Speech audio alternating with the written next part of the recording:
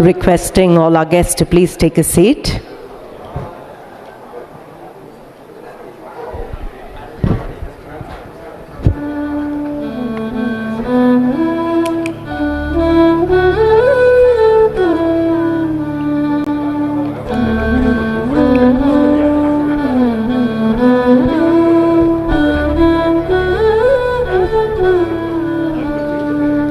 As we get set to begin, may I request all those of you who still haven't settled to please take a seat.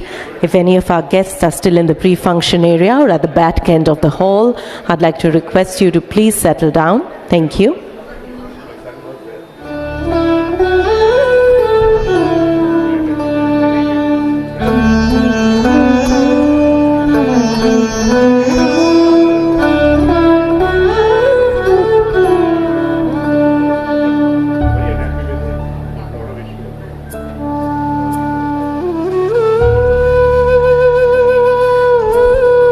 Humbly reminding our guests still in the pre-function area to please join us inside and take a seat.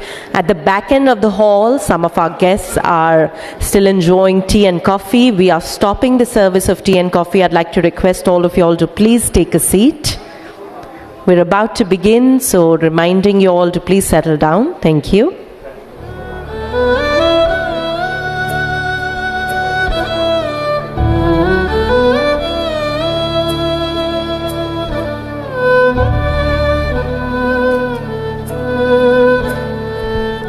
Once again, may I request our guests at the back end of the hall to please join us, and we're about to begin, so I'd like to remind all of you all to please keep your cell phones on the silent mode for the duration of the inaugural program and the entire National Symposium.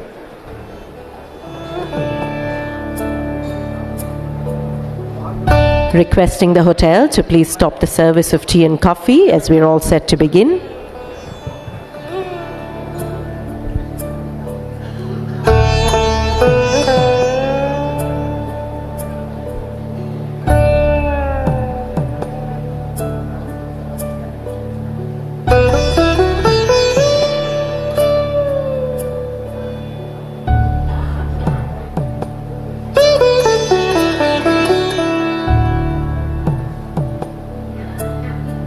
May I once again request those of you at the back end of the hall to please join us up front and take a seat.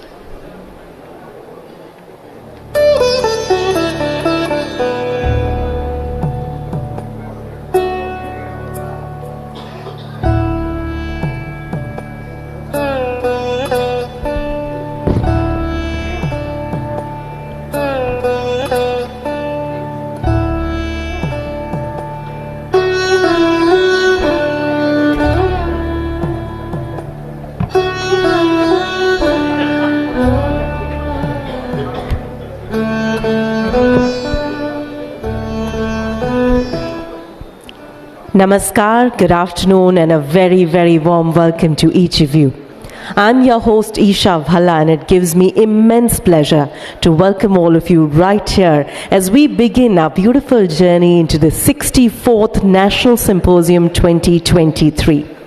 CLFMA, the Compound Feed Manufacturers Association, has today over 250 members, including all sectors of the livestock industry, and something that we are very, very proud of. CLFMA, as we well know, is the apex organization and the voice of the country's dynamic livestock sector. with our three important pillars that give us strength: information and knowledge sharing, where we want to focus on educating, on training, and at the same time nurturing future leaders. The second of it being policy advocacy, making sure that we have a foresight, we discuss what the emerging challenges are and come up with the right solutions. And the third, of course, being industry and member representative, which is the most important for us.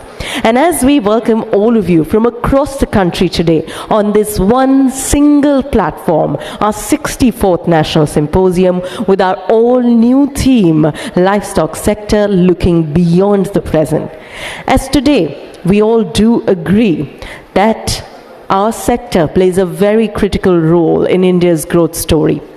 As we look forward to bringing to you expert sessions, as we look forward to interacting with all of you, we are so very glad that we have amongst us game changers of the industry. So may I request all of you to please put your hands together for yourselves and your brilliant team and the way that you're creating a change in the country today. So as we get set, we are indeed honored by the kind presence of Honorable Minister Sir Shri Purushottam Rupalaji, Honorable Minister of Fisheries, Animal Husbandry and Dairying, Government of India. And as per the Indian traditions, we would like to light the lamp and begin this inaugural ceremony. So may I request all of you to please put your hands together as I now request our dignitaries to join us on stage amongst applauses from all of you. मैं दरखास्त करना चाहूँगी Shri Purushottam Rupala ji, honourable minister of fisheries, animal husbandry and dairying, government of India से कि वे इस मंच पर आए और इस दीप को प्रज्वलित कर कर आज की इस शुभ शुरुआत का साथ निभाएं। उनका साथ निभाएंगे हमारे बीच श्री सुरेश देवरा जी। जोरदार तालियां हो जाए for the chairman of CLFMA.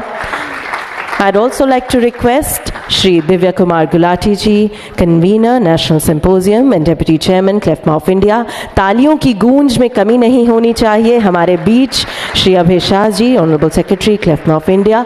और आप सभी के बीच हम यहाँ आमंत्रित करते हैं और हमारे बीच में हैं गुदरू चाहबी. What a pleasure to have all of you join in. आपकी तालियों की जो गूंज है वो हमारा साथ निभाती रहे, क्योंकि आज दीप प्रज्वलित कर कर एक शुभ शुरुआत कर रहे हैं हम, और आप सभी से आगमन करेंगे कि गणेश जी की इन शब्दों के साथ, with these very auspicious chants, हम अपनी भारतीय प्रथा को आगे लेकर जाएं और उस ऊपर वाले से यही चाहते हैं कि हमेशा हमारा मार्गदर्शन करते रहें, हमें सही दिशा दिखाएं.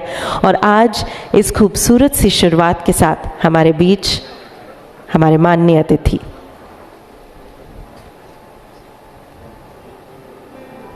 lighting the auspicious lamp with the chants.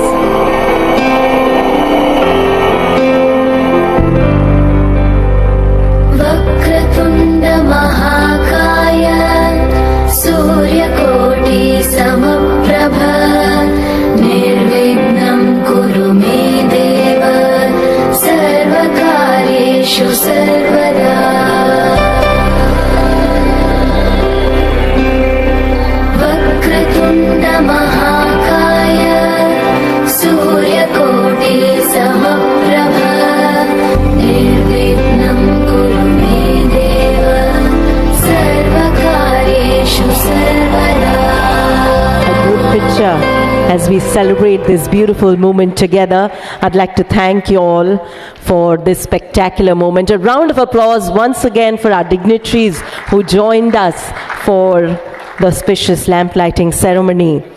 We all are well aware of how today this very special sector, the livestock sector, is emerging as a growth leverage to the Indian economy. Today, we contribute 4.11 to GDP and 25.6 of total agriculture GDP, and the number is only growing as we speak. And a big factor for all of us there is that we keep showing and we keep contributing to the sector. So as I once again take this opportunity and thank each of our special guests for being here, we'd also like to take a moment and really make sure that we honor our dignitaries and thank them for being here, for encouraging us and for mentoring our way through. May I now request Mr. Suresh Dora, Chairman, CLFMA of India to please extend a very warm welcome to Shri Purushottam Rupalaji by presenting him with a floral welcome. A round of applause as we look forward to this beautiful moment moving forward. And of course, they often say that as per the Indian traditions, we must welcome our special guests with the traditional Indian shawl as a token of our love and appreciation. So a round of applause as Mr. Deora welcomes sir. Thank you so very much, sir, for being here.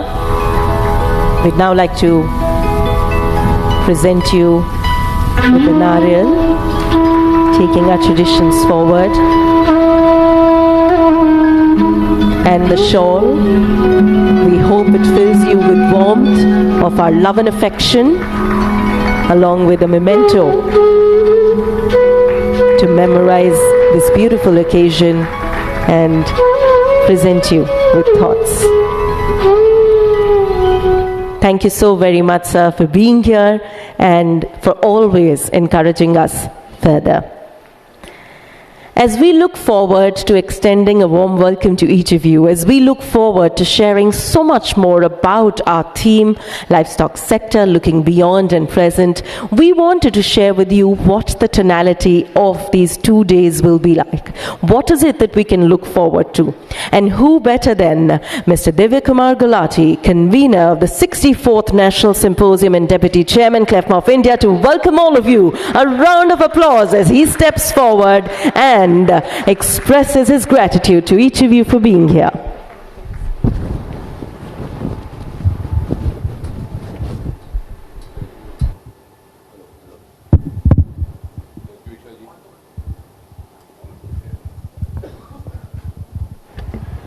Why is it off? Hello, yeah. Thank you, Isha ji. Shri Rupala ji, Minister Fisheries, Animal Husbandry and Dairying, Shri Nadir Godrej ji, Shri Tarun Sridhar ji, Mrs. Godrej, Urjit Godrej, Balram Singh Yadav ji, my fellow delegates, my fellow MC members, welcome all to the 64th National Symposium. आज सुबह हम sir के पास गए थे, पुरुषोत्तम जी के पास, और जब हम बैठे तो सर कहने लगे, तुम तो यार मेरा पीछे ही नहीं छोड़ते, तुम तो लेके ही रहोगे भाई, आना ही पड़ेगा आप लोगों के लिए। सर आपका प्यार है, आपकी इंडस्ट्री है, आपको कैसे छोड़ सकते हैं? आप ही की छत्र छाया में इंडस्ट्री ग्रो कर रही है इस वक्त, आप ही के गाइडेंस में हम सब कुछ कर रहे हैं, और आपका जो रोल है इस इंडस्ट्री में वो काफ़ी इन्फेक्शियस है, वो हमारे पर भी ट्रांसफ़र हो रहा है।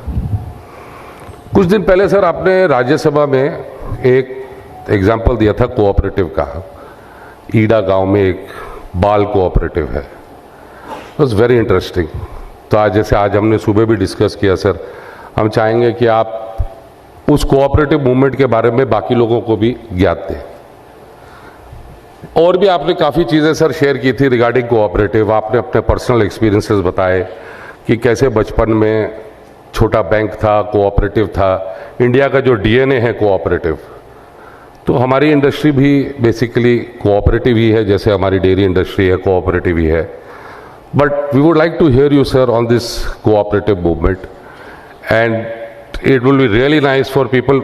आई एम टेलिंग यू सीरियसली, सब लोगों को बहुत मज़ा आएगा जब रूपाला जी आपको ये सब बताएंगे कि भाई क्या क्या एक्सपीरियंस रहे हैं कोऑपरेटिव के, और क्या कितनी पावर है कोऑपरेटिव में, and that's something great, and I think we should all learn from that. ये छोटी छोटी चीज़ें हम भूल जाते हैं, बट अल्टीमेटली अगर हम इस चीज़ पे ध्यान दें तो ये बहुत बड़ा मूवमेंट बन सकता है। So Shri Rupala ji, I would really request you once again, अगर आप लोगों को इस बारे में और ज्ञान दें थोड़ा सा, जो आपके एक्सपीरियंसेस हैं। The theme for the 64th National Symposium is livestock sector looking beyond the present. I'm not going to highlight much about it, but all I can say is that tomorrow's session we have 3 sessions, 3 panels, 3 sessions with the panelists. All the panelists are from the government and the industry. So it's going to be a very, very, very interesting. This is the first time we've been able to achieve this kind of symposium, where we have all the government officials participating along with the industry. So this shows the partnership between the industry and the government. And we look forward to strengthening this partnership with the government and develop the industry by being part of the government, be part of the movement. So I would like to welcome you once again, everybody, and thank you, and looking forward to having great 2 days with all of you. Thank you so much.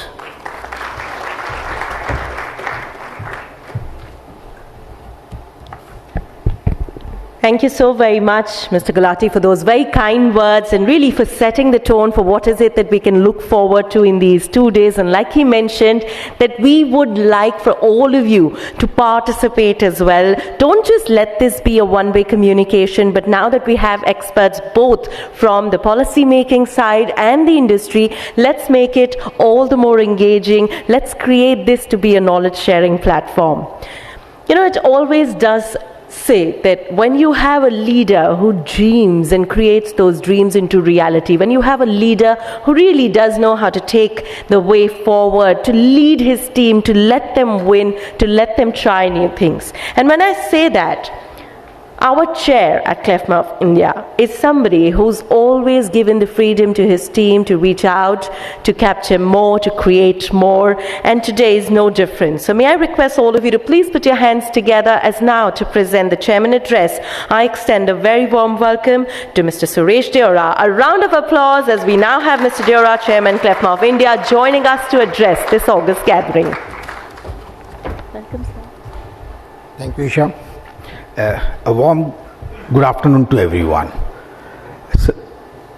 I would like to welcome Shri Rupala ji, Shri Nadir Godre ji, Tarun sir, my former chairmen of CLFMA, who has guided this organization to complete more than 6 decades. You know, it was formed about more than 6 decades back, and now we are leaping bounds and further. And my managing committee members, delegates. Fortunately, we have Dr. Rati over here, who came all the way to attend this function. Thank you everyone for coming. What I would like to say about, Divya has already informed you about tomorrow's session. This is a partnership between the government and industry.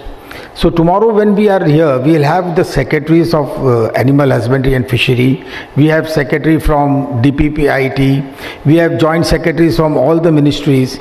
We have commissioners and everyone, where industry will reach out to them about their pain points. And we will understand from the ministry what is the benefit and how we can collaborate together to increase this. At the end of the day, our goal is that our farmers should make money, because if they survive, the whole country survives. So the main goal of this session is on that. So I again thank everyone and welcome over here. Thank you.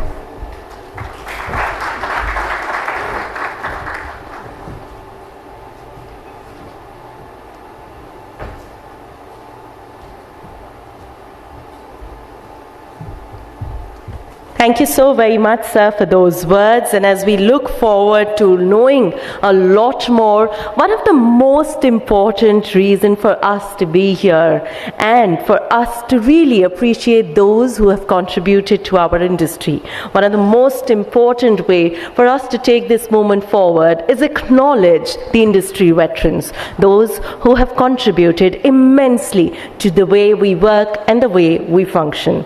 And what better than having all of you join us with your warm applauses of congratulations, of support, and of more. As we begin with the felicitation ceremony, the award ceremony, the acknowledgement of our industry veterans, to now tell us more about the Lifetime Achievement Award, may I please extend a very warm welcome to Mr. B.S. Yadav, past Chairman, CLFMA of India, to join us on stage. A round of applause, please.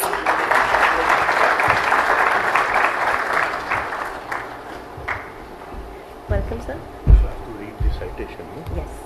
First take the name, then. Yeah. Thank you, CLFMA, for giving me this honor to talk about a person who I have worked with for last 34 years in Godrej and last 16 years very closely. So I'm really honored and thankful for this opportunity. Mr. Nadir B. Godrej is the Chairman and Managing Director of Godrej Industries Limited and Chairman of Godrej Agrovet Limited. He is also the co-chair of Godrej Good and Green Governing Council. He holds a Master's of Science degree in Chemical Engineering from Stanford and an MBA from Harvard Business School. He has been a director in several Godrej companies since 1977 and has developed the animal feed, agriculture inputs and chemical business for Godrej Industries and other associate companies, and has been very active in research. I just want to tell you that our chemical business and agrovet are more than $2 billion now. Mr. Godrej is deeply committed to the good and green strategies and achievement for set targets for the Godrej Group. He encourages and supports a shared vision for all programs of good and green. Mr. Godrej is the president of Alliance Française de Mumbai and also member of the CII National Council and past chairman of CII National Committee on Chemicals. Mr. Godrej has been awarded the Chevalier de Légion d'Honneur. It is a top honor from the French government. Globe Oil Lifetime Achievement Award in 2012, OTAI Lifetime Achievement Award 2012, Chemtech CEW Leadership and Excellence Award 2013, Chemexil Lifetime Achievement Award 2013. He has also received the Porter Prize 2013 for creating shared value awarded to Godrej Industries Limited. Mr. Godrej was conferred a Lifetime Achievement Award by the All India Bulk Importers and Exporters Association at their 16th anniversary celebrations on April 1, 2016. Mr. Godrej has also received prestigious Chemtech Leadership and Excellence Awards 2017 Hall of Fame, and the list goes on and on. Also, the Board of Management of Manav Bharati Rachna University has unanimously conferred Mr. Godrej with honorary degree of Doctor of Philosophy. He has also received a Doctor of Philosophy in Business Management from XIM University, Bhubaneswar, in recognition of his contribution to industry and society. The list is long. Personally, his love for science, languages, he can speak 6 languages, swimming and poetry is well known. He is the author of Life and Other Poems and Nadir Godrej the Poet, a collection of English and French poems. He is known to make speeches in verse. I think this citation will be incomplete without hearing some of his industry colleagues who have worked with him for past several decades for upliftment of this industry. We need to hear what they have to say about him.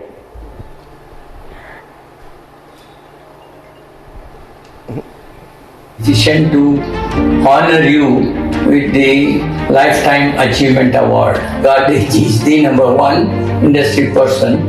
Godrej's name is such a large name in all consumer products as well as animal husbandry products. And I appreciate your simplicity and you are a very unassuming personality, down to earth. Mr. Nadir Godrej is a gentleman industrialist and a man with an eye for innovation and a heart for literature. Mr. Henry Godrej has always been a gentleman of class and a man with great humility.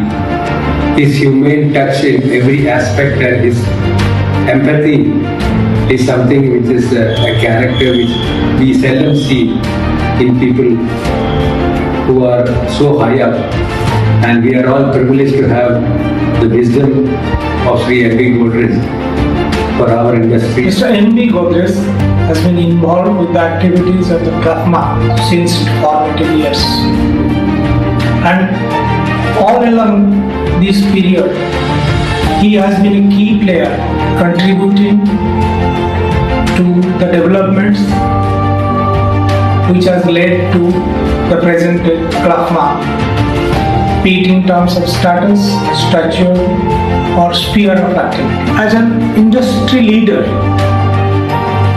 I think all those who are working in the space of animal feed industry and allied industry would unequivocally agree with me that he is the tallest and a thinking leader who thinks ahead of time. If you want me to summarize his personality, I could just only say that he is simplicity personified.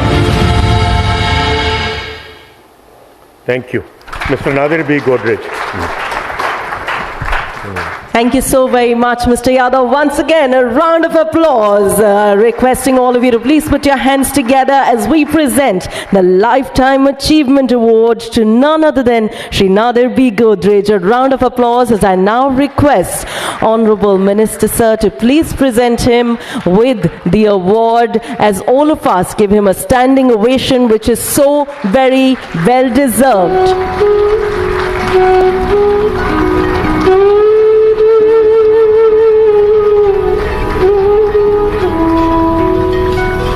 Honorable Shri Purushottam Rupalaji presenting the CLFMA of India Lifetime Achievement Award to Shri Nadir B. Godrej. A beautiful moment of acknowledging an industry veteran.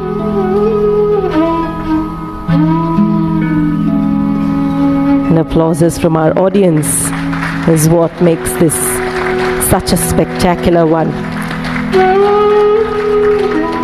Look at the smile that Mrs. Godrej is really reflecting from out there. A very, very proud moment indeed. Presenting you with the memento.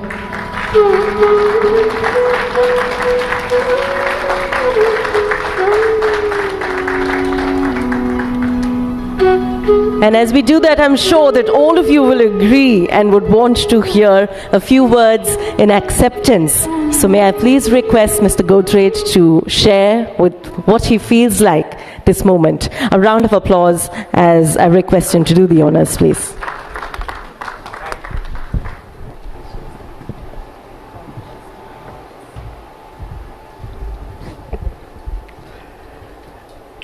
I will be speaking again to you this afternoon, so I mostly prepared my points for the afternoon speech, but I'm very impressed and very grateful for this honor that you have given me.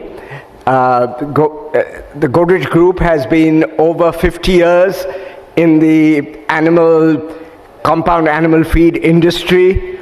We entered this business quite by chance, because Bühler, the manufacturer of Swiss animal feed equipment, wanted to test the Indian market, did a joint venture with Larsen and Toubro. They couldn't sell a single plant. They had one prototype which they had to scrap, and my brother bought this, and we entered the animal feed business quite by accident. We were already in the solvent extraction business, so we did produce the raw materials, but we knew nothing about this business, nothing about farmers. But gradually, it was the start of a large agribusiness in which Balram has played a very, very important role. As Balram mentioned, what has been most exciting for me in this industry has been R&D. I started life as a chemical engineer, and I didn't know much about biology, but I was very grateful that one of my professors at MIT, Professor Powers, told me to read Double Helix and urged me to study biology, and I took courses in biochemistry, which came in very handy to me when I was running the animal feed business. I chose the animal feed business because I had studied operations research, and I was familiar with linear programming, which we used to do to find a least cost formulation. From animal feed, we moved into lots of other agribusinesses and related businesses like in animal husbandry, like dairy and poultry. And so this one lucky event helped us to build this whole industry. And I will be happy to talk to you more about animal husbandry in the evening. But right now, I just want to thank you very, very much for this award, for a lifetime of working in this industry. I am awed. Thank you.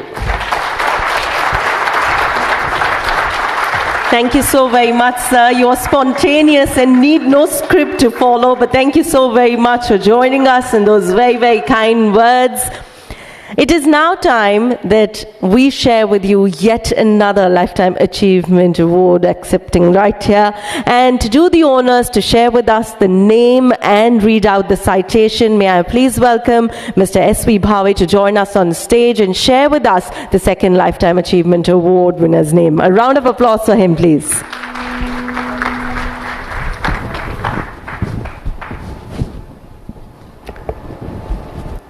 Good afternoon. Thank you, CLFMA, to give me this opportunity to declare the second Lifetime Award. So the second Lifetime Award, everybody knows it is Shri Tarun Sridhar Saab.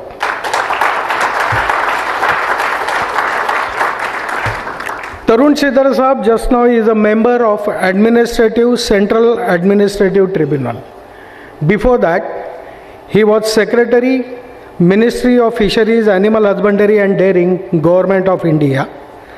He was closely involved in creation of this ministry in 2019 and had assisted in preparation of detailed background paper in regard prior to that. He has drafted a proposal of creation of separate department for fisheries and animal husbandry and dairying. Then he has initiated ETT and IVF for the production of HGM bulls, genomic selection program, extension of AI program, launching FMD and brucellosis control program, the biggest animal disease program of its kind in India. Introduction of 6 sorted semen production facility, launch of Dairy Infrastructure Development Fund as well as Fisheries Infrastructure Development Fund. Before that, he was Additional Secretary, Department of Animal Husbandry and Fisheries, Government of Himachal Pradesh. He has expanded the ambit and activities of milk cooperatives, prepared a scheme of door delivery of animal health and disease control services, launched a program of genetic improvement of indigenous breeds, basically Pahadi cows. Then Additional Chief Secretary, Department of Environment and Forest, Power and Horticulture. Before that, he was Joint Secretary, Department of Animal Husbandry, Dairying and Fisheries, Ministry of Agriculture, Government of India. He revived the shrimp industry through introduction of a disease resistance and high productivity species. Everybody knows that India produces lot of venami. And Mr. Tarun Sridhar is known as a father of venami in India. He launched National Aquatic Disease Surveillance Control Program, established a National Fisheries Development Board, established country's first and only aquatic quarantine facility, started the intensive reservoir stocking program, represented the country in WTO negotiations on fisheries subsidy, introduction of uniform vessel registration and fishermen's biometric identity card scheme, program of enhancement of freshwater aquaculture in India. Before this assignment, he was Principal Secretary, Department of Animal Husbandry and Fisheries, Government of Himachal Pradesh. Organized and strengthened the milk cooperatives, expanded and revived the ailing state milk cooperative federation, expanded AI coverage, organized a massive outreach program for livestock farmers, introduced trout fish farming. Before that, he was principal advisor to National Cooperative Development Corporation, NCDC. Before that, he was Deputy Director, Lal Bahadur Shastri, National Academy of Administration, Government of India, and Public Sector Undertakings. He was conferred with Policy Leadership Award for Dairy Sector 2020, awarded the degree of Doctor of Philosophy by Gadvasu, conferred honorary fellowship of National Academy of Veterinary Sciences. Then he has published more than 150 articles in various newspapers and magazines in Hindi and English, and today also he is continuously writing very important and I would say informative articles on dairy and fisheries and other aspects till date. So I would say that we have a very intense expert of our livestock industry over here, to whom CLFMA is giving a Lifetime Achievement Award. Big applause for Mr. Tarun Sridharji. Thank you so very much, Mr. Bhave. Once again, a round of applause as we present the CLFMA of India Lifetime Achievement Award to Shri Tarun Sridhar. A round of applause as I now request Honorable Minister Sir Shri Purushottam Rupalaji to please present him with the award and our congratulations. A very, very proud moment as we thank Sir for the contributions that he's made to the livestock sector, and we look forward to your mentorship in the years to come.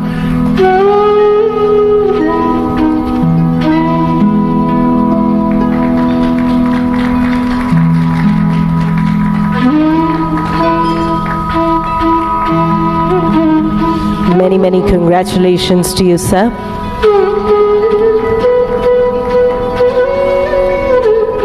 A wonderful photo opportunity moment right here. And may I now request Shri Tarun Sridhar to please share with us on how proud this moment is for him and what he feels at this moment. Thank you so very much, sir.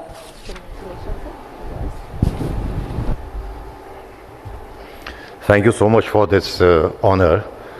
I truly don't know why I have been conferred this honor, and I'm sure that there would be people more deserving of this. And when Mr. Bhave was giving this long introduction, I was wondering who is he describing. I was not aware that I had so many achievements to myself. Where did you pick them up from? Mr. Gulati was also trying to throw some light that he was also contributed to creating this fiction about me.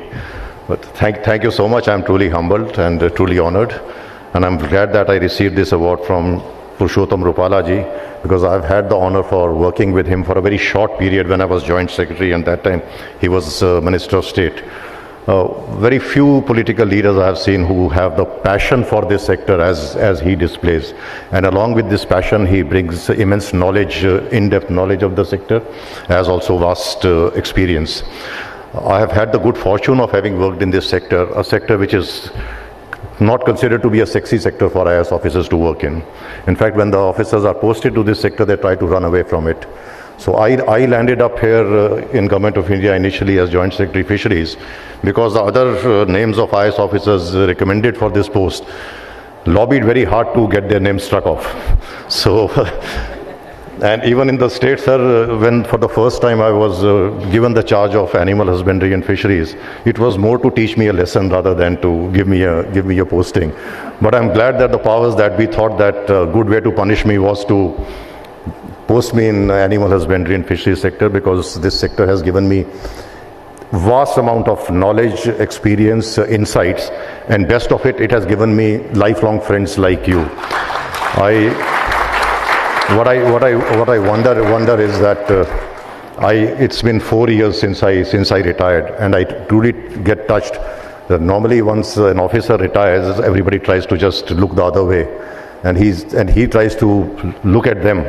Previously, the officer used to look down upon them. Then he starts looking up to people to wish him and to acknowledge him, and they try to look the other way. But experience with me has been immensely different. I feel that the kind of respect and love and affection from all of you I get after retirement probably cannot match what I used to get while I was in service. Thank you so much. I am truly humbled, and I have very close professional association with all of you, personal association with all of you, and I hope to continue and cherish this association. Thank you so much.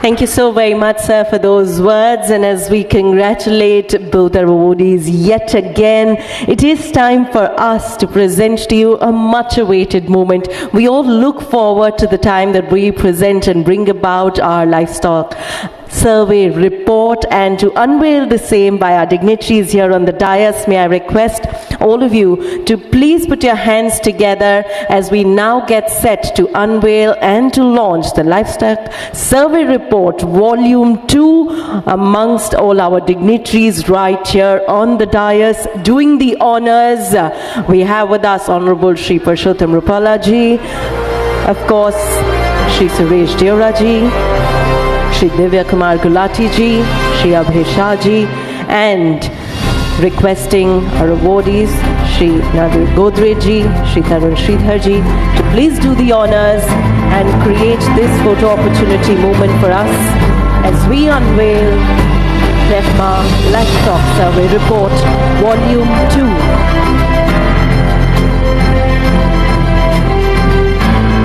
May I request all of you to please pose. I would like to request our team member to join us on stage and collect the packages and the ribbons, please.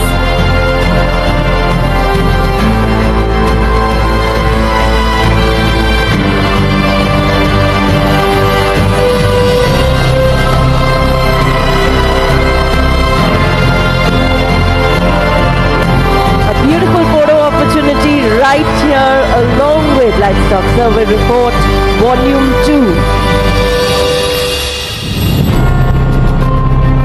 Information that we can look forward to. A lot of effort has gone behind putting this together.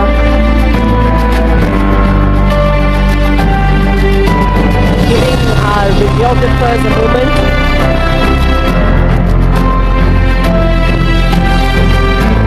Thank you so very much.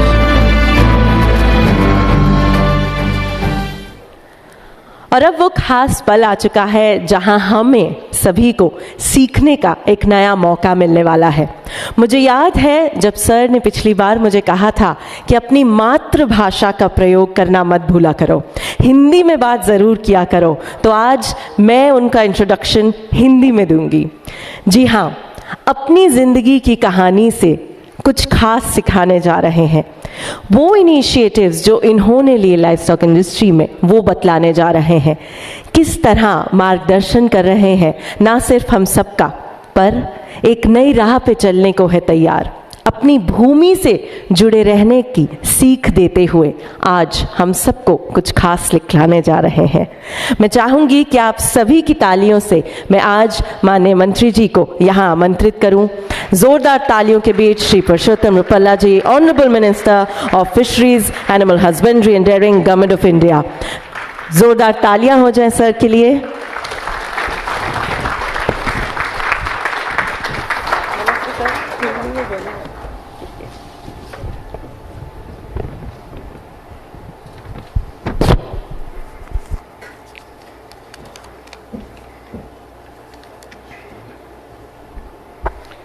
नमस्कार, सभी को राम राम। मैं कुछ बोला,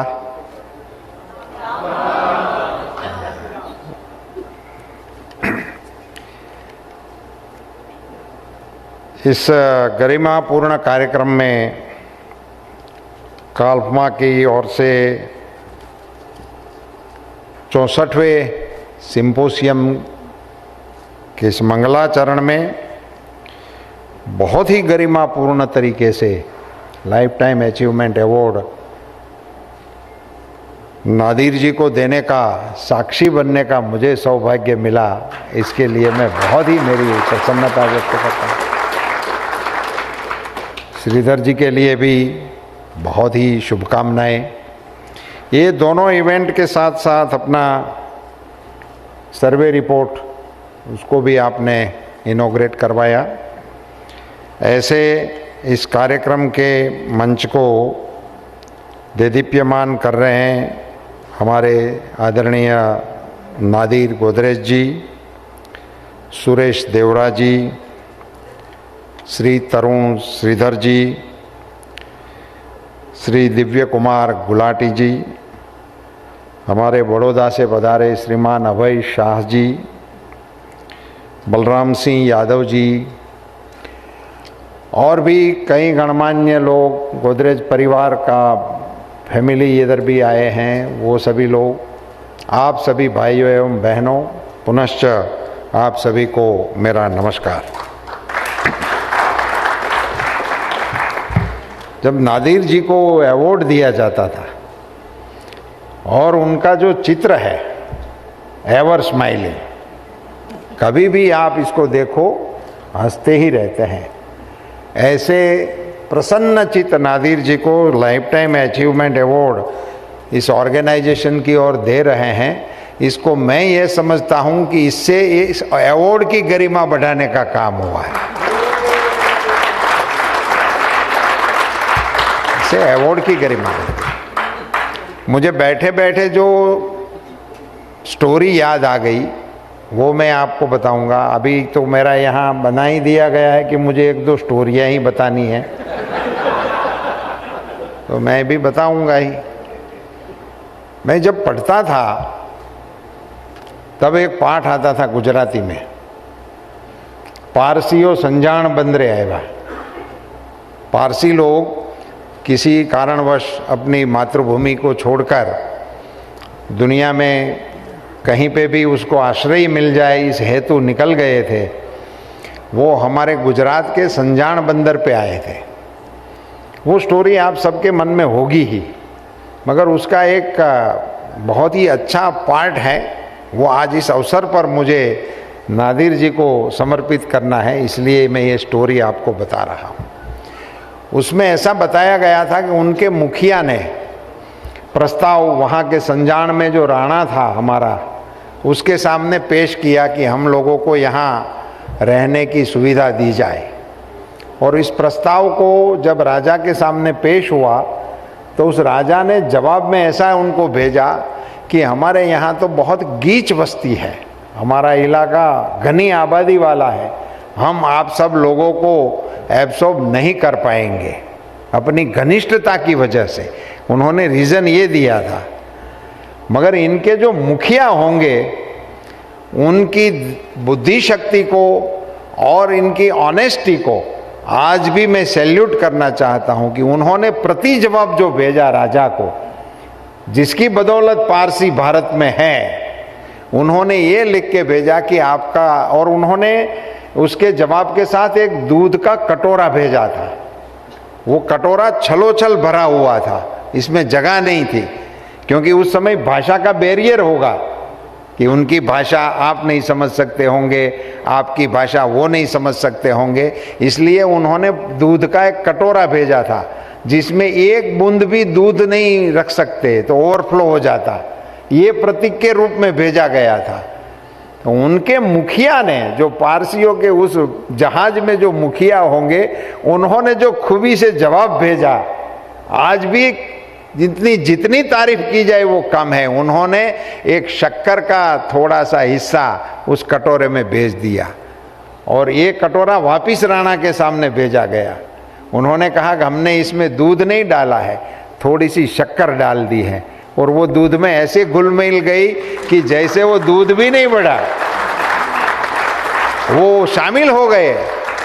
और मुझे लगता है कि पारसी कम्युनिटी ने देश में देश की आबादी के साथ दूध के कटोरे में जैसे शक्कर घुल मिल जाती है, ऐसे घुल मिलकर आज लाइफ टाइम अचीव अवार्ड लेने के लिए काबिल शख्सियत हमारे बीच में है। ये इनके प्रतीक हैं। वो शक्कर का टुकड़ा आज हमारे बीच में है जिन्होंने आपने सबने मिलकर स्वागत किया है। कितना उस समय का उनका फॉर्चून विजन होगा और उनको कितना अपने जनरेशन पे भरोसा होगा कि हम इस आबादी में दूध के कटोरे में शक्कर की तरह मिल जाएंगे। आज भी पारसी कम्युनिटी माइनॉरिटी में है, मगर किसी देशवासियों को माइनॉरिटी एहसास कभी नहीं हो रहा है। इनको भी नहीं हो रहा है, इधर भी नहीं हो रहा है, दोनों और किसी को नहीं हो रहा है। उस समय के उस कथा को स्मरण करने का मौका मिला। ऐसे इंडस्ट्रीज के और ये अवार्ड के बारे में जब बता रहे थे तो कितने व्यावसायिक टीम का नेतृत्व किया, कितने ऑर्गेनाइजेशन का नेतृत्व किया, कितने लोगों के साथ काम किया और सभी में वो घुल मिलते रहे, तभी आज इस उम्र में हम इनको इस प्रकार की स्थिति में देख सकते हैं। देश में कंट्रीब्यूट किया, इंडस्ट्रीज के लिए कंट्रीब्यूट किया, राष्ट्र के लिए कंट्रीब्यूट किया। ऐसे महानुभावों को सम्मानित करने का क्षण का साक्षी मुझे भी बनने का अवसर मिला। इसके लिए मैं CLFMA के सभी एसोसिएशन के लोगों का आभारी हूं कि आपने मुझे इस गरिमापूर्ण घटना का साक्षी बनने का अवसर दिया। बहुत बहुत धन्यवाद। नादिर साहब, आपको मेरी ओर से दिली शुभकामनाएं। आपकी तंदुरुस्ती बनी रहे। आपके पुरखे उस समय जो पवित्र अग्नि को लेकर आए हैं वो आज भी संजान में प्रज्वलित है। उन्हीं से मैं गुजारिश करता हूं कि आपके परिवार के ऊपर और राष्ट्र के ऊपर इनकी कृपा बनी रहे। इसके लिए आप सभी को शुभकामनाएं। हमारे श्रीधर साहब को अवार्ड दिया गया। ये मैं नहीं मानता हूं कोई मंत्री के जीवन में ऐसे भी इवेंट आए कि उनके डिपार्टमेंट के किसी कर्मचारी को इतने महत्वपूर्ण गरिमापूर्ण अवार्ड से सम्मानित करना किसी और ऑर्गेनाइजेशन की ओर से तय हो और उसके हाथों से इनका सम्मान हो। ये मेरे लाइफ में पहली बार हो रहा है। तो आपको बहुत बहुत शुभकामनाएं। आप भी दीर्घायु रहें, स्वस्थ रहें और आप में एक ज़ील है कुछ करने की, उसी में आपको कामयाबी मिले, यही मेरी शुभकामनाएं रहेगी। इस इंडस्ट्रीज को जो देश के पशुओं के लिए, मछलियों के लिए, एक्वाकल्चर के लिए फीडिंग बनाने के काम में लगी हुई है, मशीनरी बनाने के काम में लगी है। बड़ा परिवार हो गया है, 250 फैमिली अलग अलग इसमें जुड़ गए हैं। और आपका 2 दिन का ये अधिवेशन आज प्रारंभ हो रहा है, उसमें बहुत डेलिब्रेशन होने वाले हैं।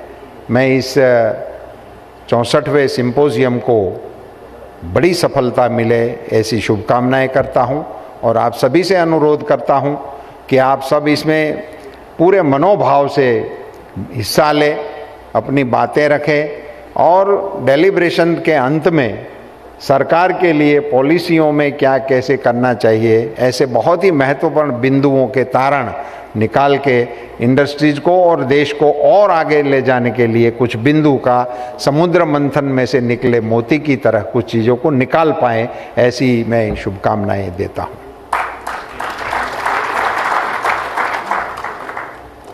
इस इंडस्ट्रीज का अभी यहाँ जो थीम लगाया गया है ना, live stock beyond the present, वो बहुत ही महत्वपूर्ण है और मेरे लिए तो बहुत ही अर्थपूर्ण भी है। अभी जो है उसी से हमें आगे ही जाना है। और लाइव स्टॉक के बारे में हमारे देश में प्राचीन परंपराएं बहुत ही विचित्र रही। पशुपालन के क्षेत्र में ये डेयरी सेक्टर वाले जब तक नहीं आए थे तब तक हमारे पशुओं को उसके फीडिंग के लिए नेचर पर ही आधारित होना था। उसको हम चराने ले जाते थे, वो चर ले अपने अपने गोचरण में, जहाँ भी सरकारी जगहों में, वनों में उसको चारने होते थे। किसान भी, इवन फार्मिंग करने वाले किसान भी, मेरे गांव में भी, मेरे सहित मैं भी पशु चराने भी गया हूँ। वो ऐसा ड्यूटी लगता था कि सुबह में इसको लेके निकलने का, धूप तक वापस लेके आ जाने का। उसी में उनका भोजन समारंभ हो जाता है। वो मिल गया उसके तकदीर में, नहीं मिल गया तो भी उसी के तकदीर में, क्योंकि वो तो कोई आंदोलन करने वाले नहीं है, वो नोटिस देने वाले नहीं है। कि हमें आज नहीं मिला, हमें ये सूखा ही मिला, हमें ये भूखा ही मिला, वो तो कुछ कहते नहीं है। वो तो हमारा स्वार्थ था कि हमें 2 लीटर ही दे रही है, इसको 3 लीटर करना है, तो क्या खिलाए तो वो 3 लीटर दे। इसीलिए हमारे स्वार्थ से उसके खिलाने के ये संशोधन शुरू हुए हैं। अच्छी बात है, अच्छी बात है। अब तो इसमें बहुत इंडस्ट्रीज आगे निकल गई। अभी तो इसमें इतनी वैरायटी आ गई है कि जो गाय दूध दे रही है उसके लिए अलग भोजन होना चाहिए, जो सगर्भा है उनके लिए अलग होना चाहिए, जो बच्चे हैं उनके लिए अलग होना चाहिए, उनकी कॉस्ट अलग होनी चाहिए, अफोर्डेबल होना चाहिए, प्रोटीन वाला होना चाहिए। ये सारी चीज़ें अब आ गई हैं, मगर ये हिस्ट्री हमारा ये है।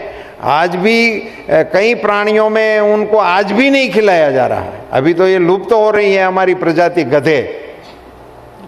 पहले वो बहुत काम की चीज हुआ करती थी, सारा माल वहन करने का काम उसी पे रहता था। हमारी कुम्हार कम्युनिटी जो थी, जो मिट्टी के बर्तन बनाने वाले, उनका तो एकमात्र साथी वही हुआ करता था।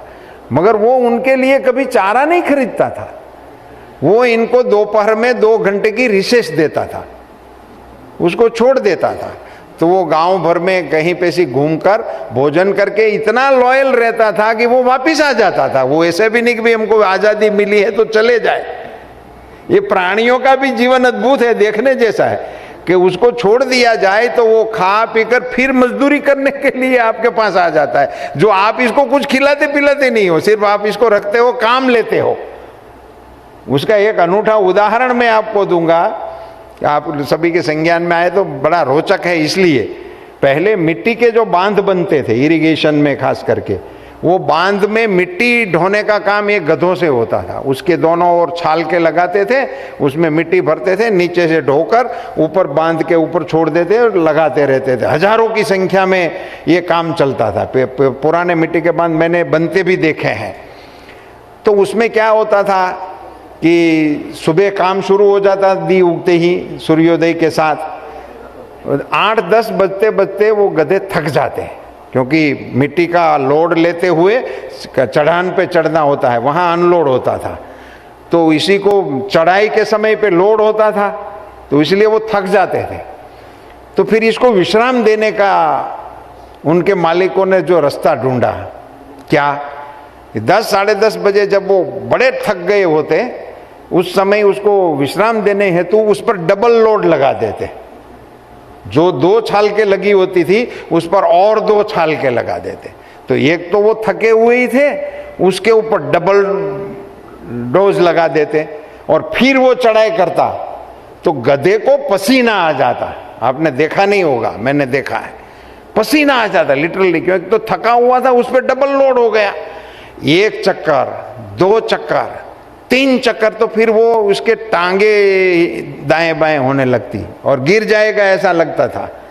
उसी समय एक हिस्सा हटा देते थे, जो डबल लोड किया था ना, वो हटा देते थे। गधा मानता था कि मैं फ्री हो गया, फिर से काम पे लग जाता था। ये हमारा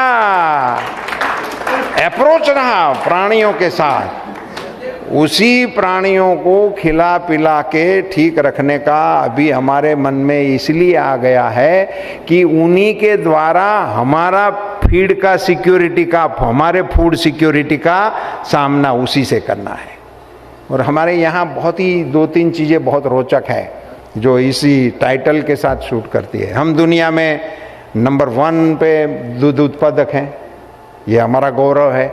हमारा गौरव है कि दुनिया की जो एवरेज है दूध की अवेलेबिलिटी की, उसी से हमारी नेशनल अवेलेबिलिटी वर्ल्ड एवरेज से अच्छी है। ये बड़ी गौरव की बात है। कुछ ही चीज़ ऐसी हैं जो हम वर्ल्ड में इसी प्रकार से कह सकते हैं, उसी में हम हैं। मगर हमारी इंडिविजुअल जो उत्पादकता है वो आज भी कम है। ये हमारे लिए चैलेंज है। ये बड़ी विचित्र बात है कि दुनिया में हम नंबर 1 होते हुए भी इसमें हमारा कोई नंबर ही नहीं है, उसी जगह पे है। ये हमारे लिए एरिया है। हमारा इतना पशुधन का हमारा लश्कर हमारे पास है, फिर भी हमारे यहाँ ऑर्गेनिक फार्मिंग के लिए हमें दिक्कत हो रही है। हम उसके लिए कुछ खास नहीं कर पाते हैं और हमारी मिट्टी बंजर हो रही है। और वो वजह यही है कि हमारा ये जो गोबर वाला खेती था वो हमने समाप्त कर दिया और फर्टिलाइज़र पे हम डिपेंड हो गए। उसी के चलते ज़मीन ने अब जवाब देना शुरू कर दिया है। ये 2-3 चीज़ें ऐसी हैं कि अगर इसी पर पुनः अवलोकन किया जाए और पुनश्च इसकी कार्य पद्धति में, और सरकार ने जो इनिशिएटिव लिए, खास करके प्रधानमंत्री श्री नरेंद्र मोदी जी ने इस सेक्टर को, जैसे बताया गया, नया मंत्रालय बनाया गया, श्रीधर जी की एक्नॉलेजमेंट में ये सारी चीज़ें रखी गई है। सही बात है कि इस डिपार्टमेंट को स्वतंत्र मंत्रालय बनाने के बाद 2-3 डिसीजन जो हुए, खास करके पूरे पशुधन को आरोग्य की सुविधा के लिए वैक्सीनेट करने का कार्यक्रम लिया गया, पूरे पशुधन को टेक्नोलॉजी उनके पशुपालक के द्वार पे पहुंचाने के लिए मोबाइल वेटरनरी यूनिट का एक बहुत बड़ा महत्वाकांक्षी कार्यक्रम चलाया गया। ये 2 कार्यक्रम ऐसे हैं जिससे पूरे देश के पशुपालकों और पशुधन के बारे में राष्ट्रीय सरकार की राष्ट्रीय सोच बनी। ये पहली बार बना और इसी के चलते अब टेक्नोलॉजी का इस पशुधन के साथ जोड़ने का बहुत बड़ा प्रयास भारत सरकार की ओर से चल रहा है। राज्य सरकारों में भी अवेयरनेस बढ़ रहा है और इस सेक्टर के माध्यम से रोजगारी के बारे में भी बहुत एक नया आयाम खुल रहा है। अभी प्रधानमंत्री जी ने एक इनोवेटिव कार्यक्रम डिक्लेयर किया, वो वाइब्रेंट विलेज, आप सबके संज्ञान में आया होगा। वो बॉर्डर विलेज जो हमारी सरहदी गांव हैं, उसमें मंत्रियों को जाना, वहाँ एक नाइट रुकना, वहाँ के लोगों के जीवन में क्या चल रहा है उसको देखना। उसमें से ज़्यादातर ये चीज़ें आ रही थी कि लोग अभी भी टिके हैं मगर अभी वहाँ उनको टिकने की वजह नहीं है, तो वो बॉर्डर पे कैसे टिके रहेंगे और वहाँ क्या हो सकता है।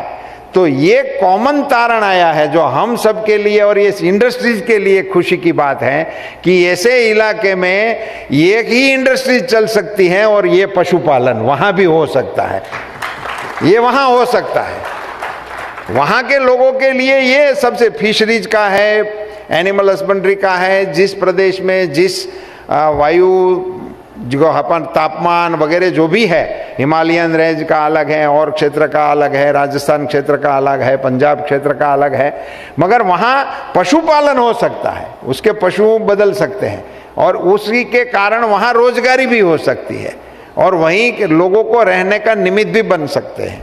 और ये अभी हमारी जो जोत कम हो रही है, किसानों की जोत कम हो रही है क्योंकि आबादी बढ़ रही है, डिवीजन होते होते ये नेचुरली हो रहा है, तो जमीन की जोत अब नहीं हम बढ़ा सकते, मगर उसी कम होती जोत में उनको लाइवलीहुड देने के लिए, उनको टिके रहने के लिए ये पशुधन ही इनका संबल बन सकता है। ये दूसरा तारण बहुत महत्वपूर्ण अभी इस देश में चलता है और उसी को लेकर प्रधानमंत्री जी ने ये दोनों डिपार्टमेंट को बनाने का भी काम किया और दोनों को बड़ी सहायता भी, बजटरी सपोर्ट देने का भी प्रयास किया। फिशरीज का एक छोटा सा स्टेटमेंट आप सबकी जानकारी के लिए मैंने निकाला था कहीं कहने के लिए।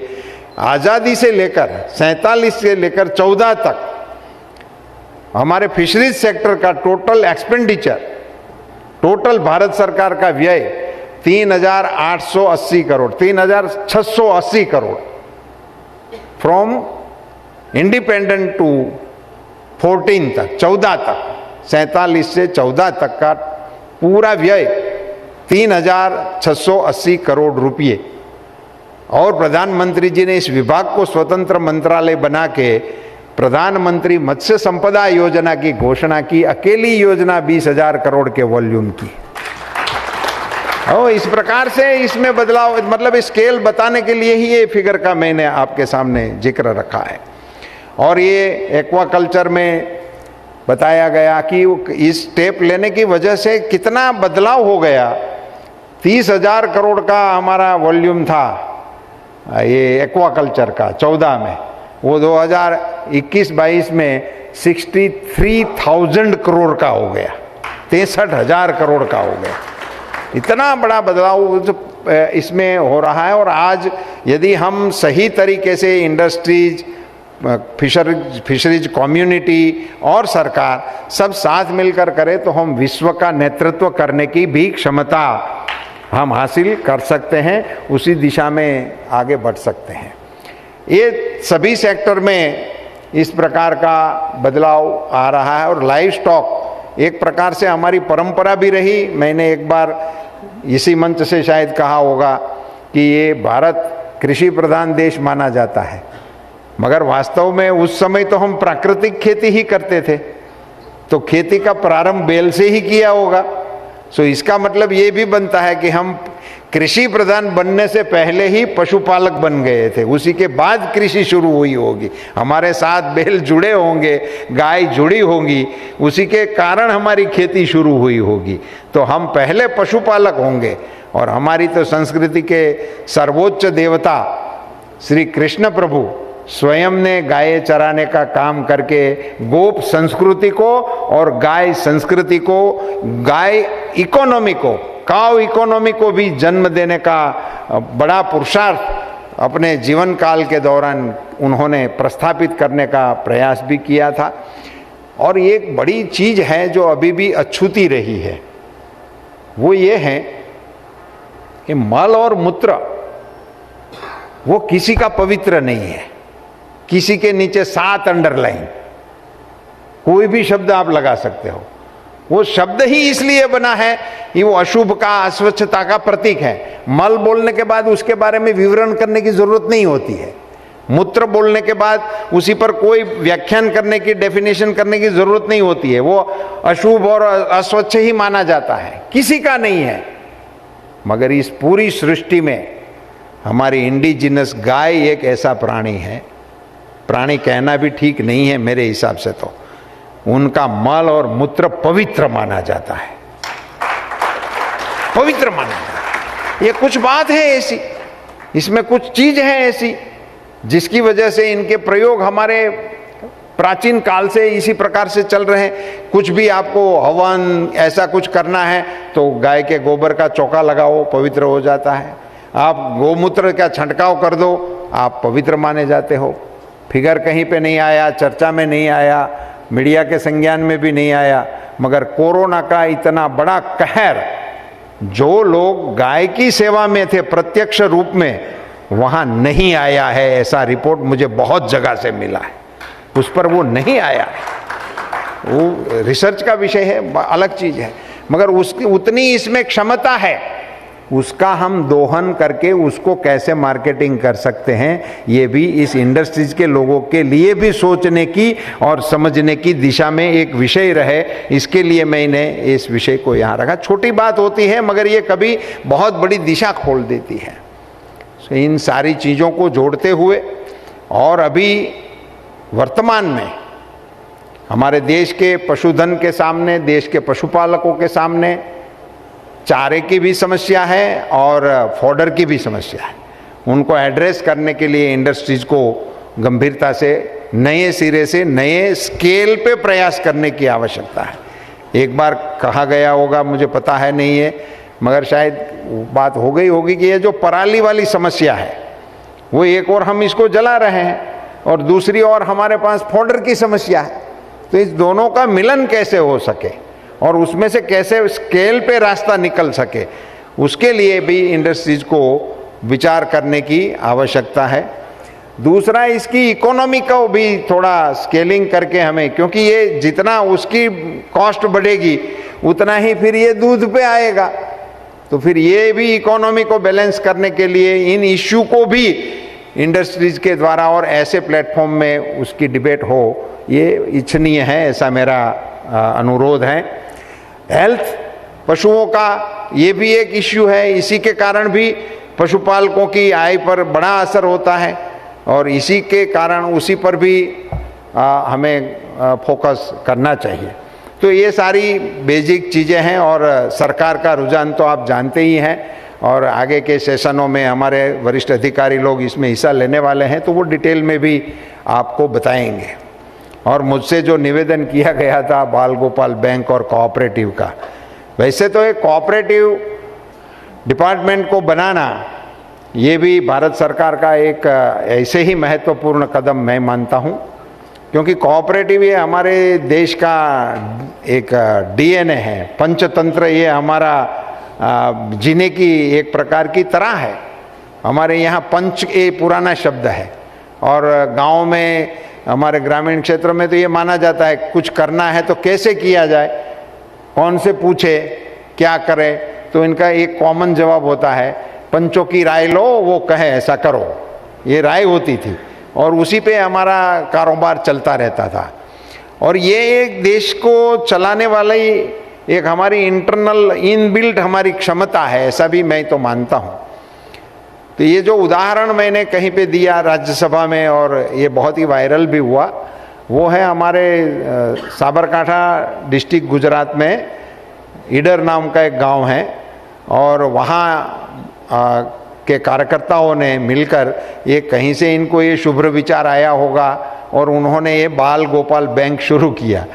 वो बाल गोपाल बैंक नाम सुनते ही ऐसा लगता था बाल गोपाल और बैंक क्या लेना देना, बच्चों को और बैंकिंग से क्या लेना देना, मगर वो उनकी बचत के साथ जुड़ा हुआ कॉन्सेप्ट था। तो उसमें 8 साल के बच्चे को सदस्य बनाते हैं और 18 साल के होने के बाद इसको अपने आप निवृत्त कर देते हैं। तो 8 से 18 साल के बच्चे ही इनका सभासद बनते हैं। अब बच्चों के पास तो आय का कोई साधन ही नहीं होता, तो और वो उनके लिए सोचने की भी आवश्यकता नहीं होती, तो उनको ये काम में कैसे जोड़ते हैं। तो उनको ये पता था कि बच्चों की आय का एक स्रोत होता है, उनके मामा मासी फूफा वगैरह जो आते हैं वो इनको गिफ्ट देते हैं और बच्चे बड़े चाव से अधिकार से वो नोट अपनी जेब में भी डालते हैं और माता पिता के साथ झगड़ा भी करते हैं कि मेरे चॉकलेट के लिए दिए हैं, तुझे नहीं दूंगा, ऐसा बच्चे करते हैं, उनका अधिकार बनता है। तो ये इन्हीं को लेकर इनको योजना में परिवर्तित किया और उनको गुल्लक देते हैं बच्चों को, और उस गुल्लक में बच्चे अपनी ये जो भी गिफ्ट आती हैं वो डालते रहते हैं।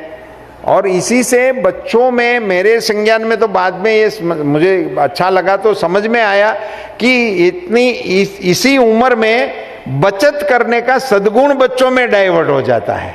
बच्चों को भी ये लगता है कि मुझे बचत करना है, क्योंकि वो फिर गांव में तो कंपटीशन का माहौल बन गया है कि किसके गुल्लक में ज्यादा रुपये निकलते हैं। तो वो बच्चे अपने अपने तरीके से नए नए नुस्खे निकाल के भी बच्चे डालते रहते। किसी बच्चे ने बताया था कि मैं अगल बगल से लोगों के पास जाकर, इनको न्यूज़पेपर काम का नहीं है तो मैं ले जाता हूँ, ऐसा करके पस्ती इकट्ठी कर लेता है और बाद में बेच देता है और अपने गुल्लक में डाल देता है। तो उसको उसी समय से मन में एक ऐसा भावना गड़ जाती है कि मुझे भी इकट्ठा करना है। आज उस बच्चों की बाल गोपाल बैंक का अकाउंट में 16 करोड़ रुपया डिपॉजिट है। मैं इसके कार्यक्रम में गया था तो एक बालिका मंच पर आकर बोली कि मैं डॉक्टर बनना चाहती हूँ। वो तो बच्चों की तो उस समय मानसिकता यही होती है, किसी बच्चे को बोलोगे तो वो बताते ही रहते हैं मैं डॉक्टर बनूंगा, मैं डीएसपी बनूंगा, ये बच्चे बोलते रहते हैं। मगर उसने दूसरी बात जो बोली कि मैं डॉक्टर तो ज़रूर बनूंगी, मगर मेरे पिताजी की आय इतनी नहीं है कि वो मेडिकल का मेरा खर्चा उठा सके, मगर मुझे आज ये बताते हुए खुशी है कि मेरी बैंक से वो मेरी फीस का खर्चा मैं निकाल दूंगी और बैंक इनको सहायता दे रही है। आप कल्पना कीजिए कि उस गांव के किसी भी बच्चे जो इस बाल गोपाल बैंक के सदस्य हैं, अब उनको अपनी पढ़ाई के लिए किसी की जरूरत ही नहीं है, कोई सरकारी स्कॉलरशिप की, कोई सरकारी योजना की, इनको किसी की आवश्यकता नहीं है। वो अपने आप में इस इश्यू में से बाहर निकल गए। अब सोचिए कि किसी का एक संकल्प, एक बचत करना, बच्चों में इसको आरोपित करना, इसको ढंग तरीके से चलाना, रिजल्ट क्या हुआ? बच्चे अब आत्मनिर्भर हो गए, उतने बच्चों की समस्या समाप्त हो गई। भी आज मैं आप इंडस्ट्रीज के साथ बात कर रहा हूं, आप लिखते हैं कि हमारे ये परिवार में अभी 250 फैमिली हो गए हैं। ये भी एक बहुत बड़ी सोचने की बात होती है। परिवार शब्द हमारा जो है ना, वो कुटुंब शब्द से जुड़ा हुआ रहता है। वो कुल शब्द का हमारा बेसिक धारणाएं थी, उसी के साथ जुड़ा हुआ था। इस देश में कुलों की बहुत बड़ी ताकत रहती थी। यादव कुल के नाम से जाना जाता है, क्षत्रिय कुल के नाम से जाना जाता था। ये कुलों की बड़ी विशिष्टता होती थी और वो बड़े माहिर होते थे अपने अपने क्षेत्र में, उसी से ये कुल माने जाते थे और उसी कुलों का बहुत बड़ा रुतबा होता था। वो एक प्रकार से एक बॉन्डिंग होता था, वो भी एक तरह थी जीने की। उनके बहुत बड़े परिणाम भी हैं।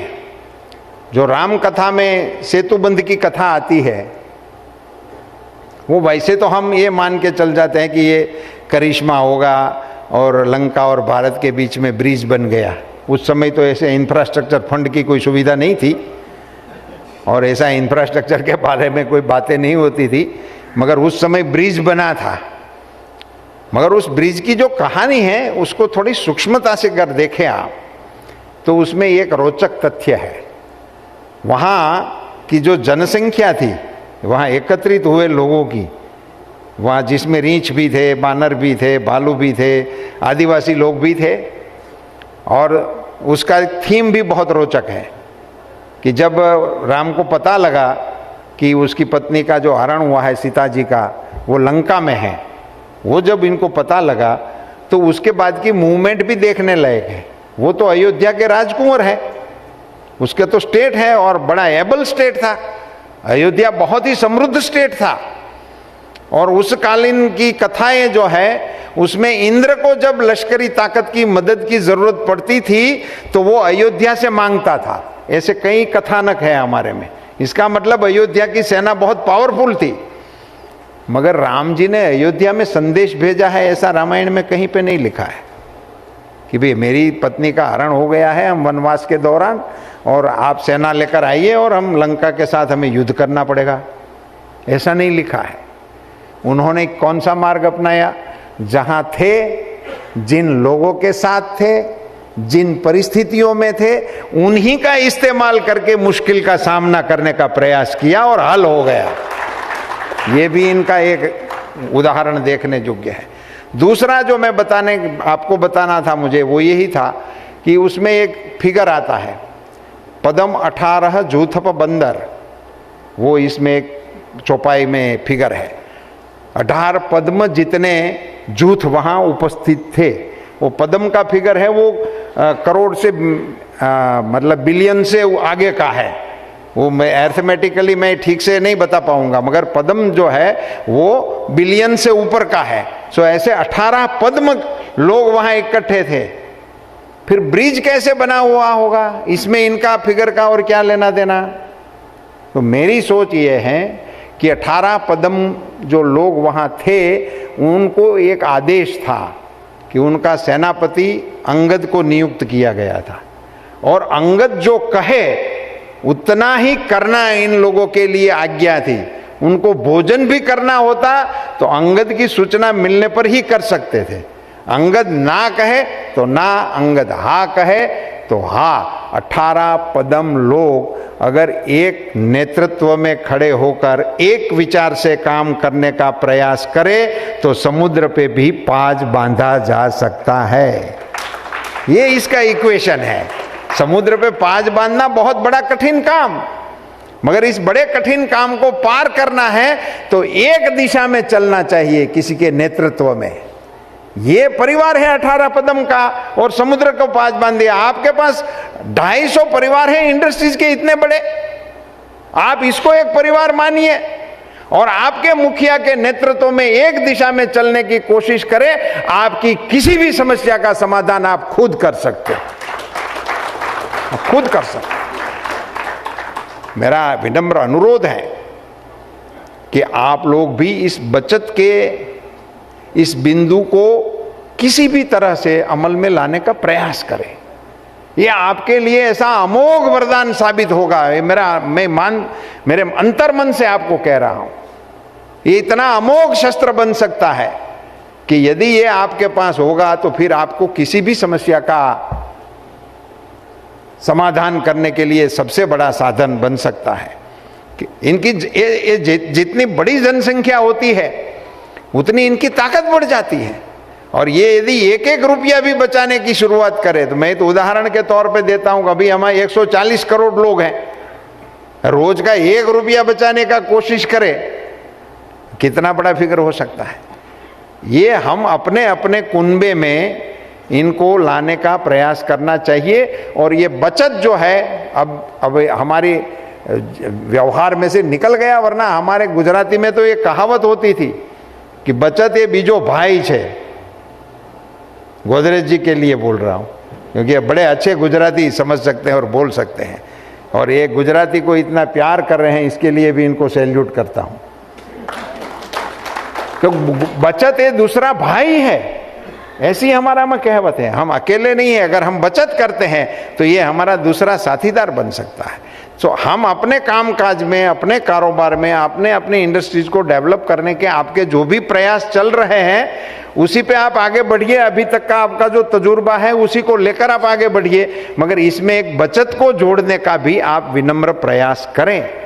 और यदि इसमें आपको डिटेल कुछ करना है तो आपके बड़े परिवारों के साथ, यहाँ तो आप सब मुखिया आते हो, यहाँ आपके परिवार के लोगों को आप नहीं लाते हो, आप यहाँ सारे इंडस्ट्रीज के मुखिया लोग आते हो, मगर आपके परिवार के साथ कहीं पे आप सम्मेलन करेंगे तो मैं उसमें बचत का क्या महत्व है वो समझाने के लिए आपके परिवार के बीच में भी आऊंगा, उन लोगों के साथ मैं बात करूंगा, और इनकी जो ताकत है उसको हमें गढ़ना चाहिए।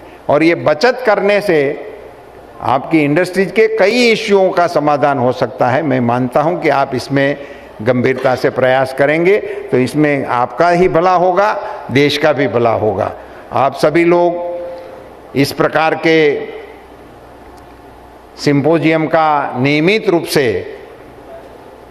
आह्वान करते हो, इसको चलाते हो सुचारू ढंग से, और इसमें विशिष्ट महानुभावों को सम्मान देने का भी काम कर रहे हो, और अपनी समस्या के निदान के हेतु डेलिब्रेशन करने का भी प्रयास करते हो। ये बहुत ही सुंदर परंपराएं हैं, इसका निर्वहन करने में आपको कामयाबी मिले, यही शब्दों के साथ आप सभी का बहुत बहुत धन्यवाद।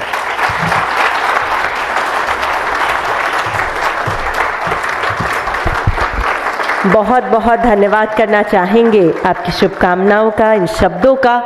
किसी न किसी कहानी के द्वारा अपनी सोचधारा आपने हमारे बीच रखी, इतनी सारी सीख हमें यहाँ पर दी, और एक बहुत ही खास सीख कि अगर हम बचपन से ही, शुरुआत से ही ये जान लें कि किस तरह आगे चलकर बचत कर सकते हैं, किस तरह ज़िंदगी अपनी हम सुधार सकते हैं, इस सोच के साथ ही साथ आपने बहुत सारे इनिशिएटिव्स के बारे में बात की, इंडस्ट्री में जो इश्यूज़ हैं उनके बारे में बात की। तो हम बहुत बहुत आभारी हैं कि आप हमारे बीच यहाँ आए, और हम सभी को आज एक बार फिर ज़ोरदार तालियां बजाकर आपका शुक्रिया अदा करना चाहेंगे। And now to present the formal vote of thanks, may I please request all of you to put your hands together as I welcome Mr. HyBiz Shah, Honorary Secretary, CLFMA of India, to join us.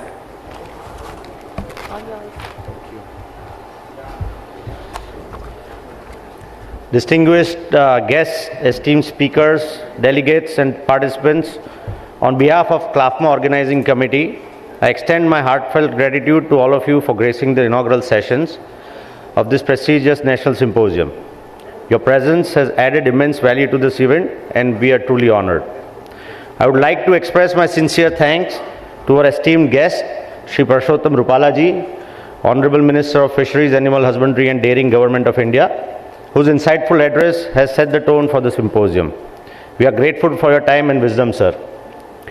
I would like to congratulate and thank Mr. Nadir B. Godrej, past Chairman CLFMA and Chairman and Managing Director Godrej Industries Limited, and Shri Tarun Sridhar ji, former Secretary Department of Animal Husbandry and Dairying.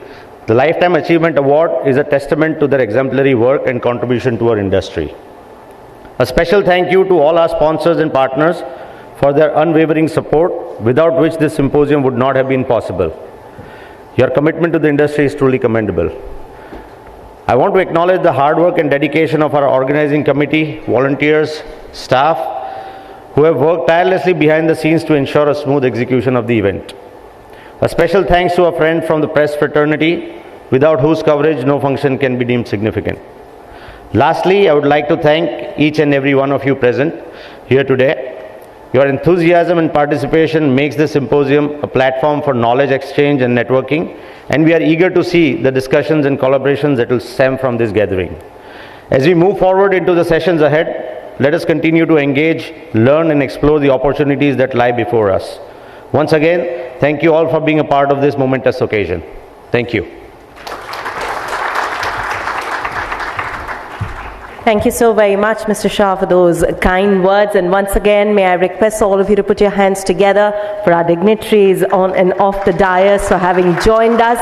आप सभी का बहुत बहुत धन्यवाद करना चाहेंगे और एक बार फिर आप सबसे अनुरोध करते हैं कि प्लीज़ बैठे रहें as our dignitaries move out for the lunch. एक बार फिर शुक्रिया अदा करते हुए धन्यवाद करना चाहेंगे 64th नेशनल सिंपोजियम में हमारा साथ निभाने के लिए, जहां हमारी theme life stock sector looking beyond the present से हम आगे बढ़ रहे हैं। और इस फोटो अपॉर्चुनिटी के बाद माननीय मंत्री जी हमारे डिग्निटरीज लंच के लिए हेड आउट करेंगे, तो रिक्वेस्ट करना चाहूँगी सभी गेस्ट से कि प्लीज़ आप बैठे रहें। Bear with us a couple of minutes as our dignitaries usher towards the VIP lunch.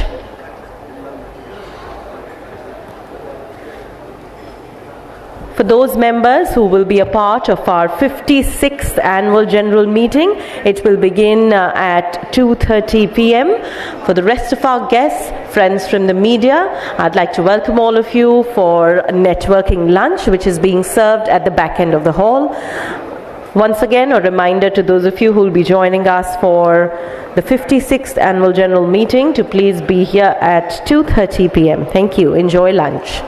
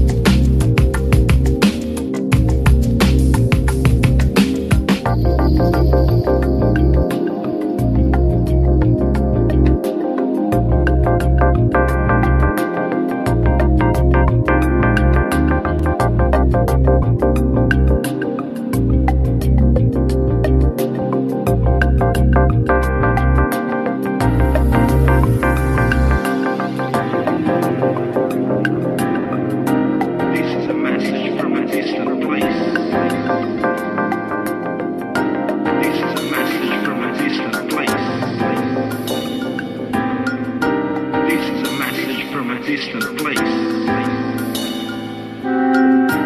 This is a message from a distant place. Let's get there together. This is a message from a distant place. This is a message from a distant place. Let's get there together. This is a message from a distant place.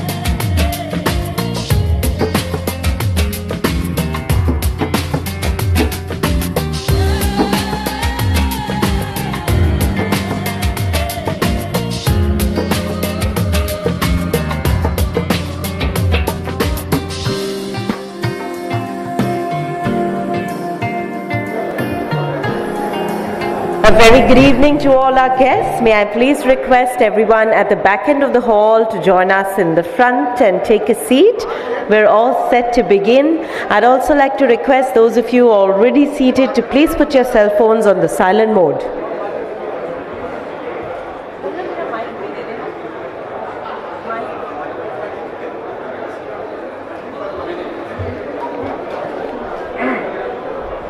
Once again, as I bid a very good evening to our guests, may I please request all those of you at the back end of the hall to please take a seat.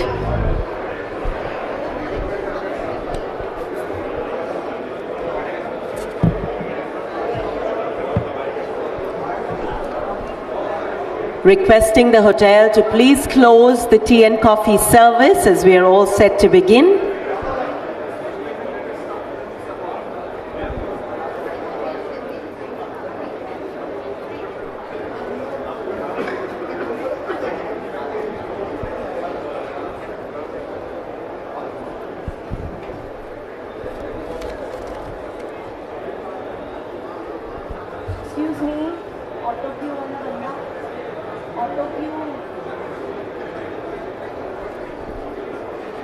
Once again, a very, very good evening to each of you and a very warm welcome. I'd like to introduce myself to you. I am your host, Isha Bhalla, and as we get set to begin, may I request those of you still at the back end of the hall to please join us up front. You're welcome to carry your tea further ahead. We'd like to request you to please close the tea and coffee service. Time up.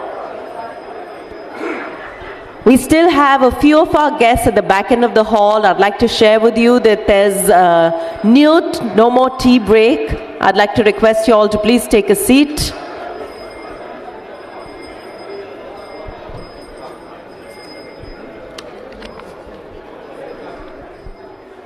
We're all set to welcome our dignitaries on the dais, and to do the same, I'd like to request those of you who still happen to be at the back end of the hall to please join us up front, and requesting the hotel staff to please close the tea section.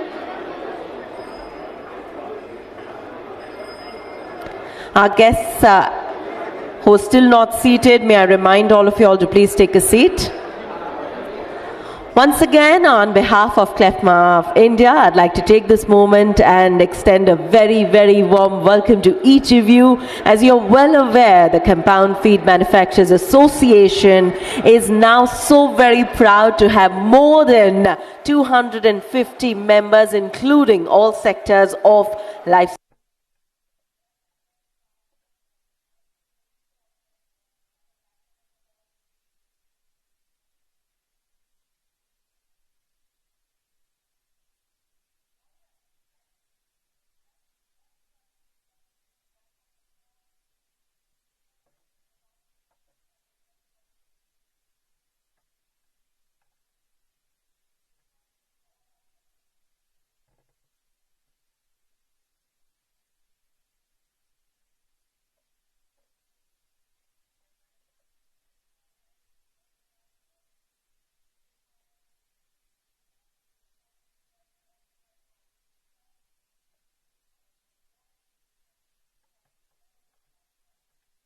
We are so very glad to present to you this special segment.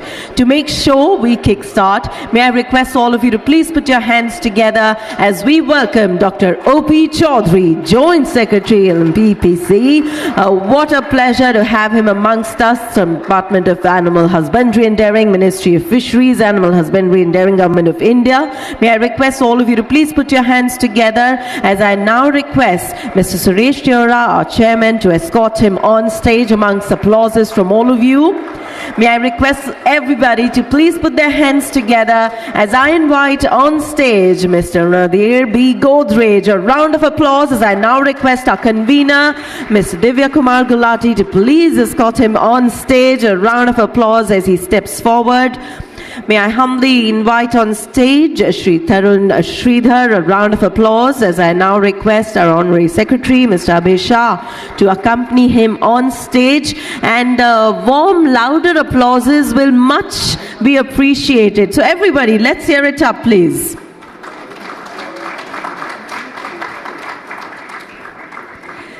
Thank you so very much for joining us and for being here as we kickstart with this beautiful ceremony right here, taking this moment further. And they say we must make every special moment count. And as per the Indian traditions, we'd like to begin with a very special moment, and that is of the lamp lighting ceremony.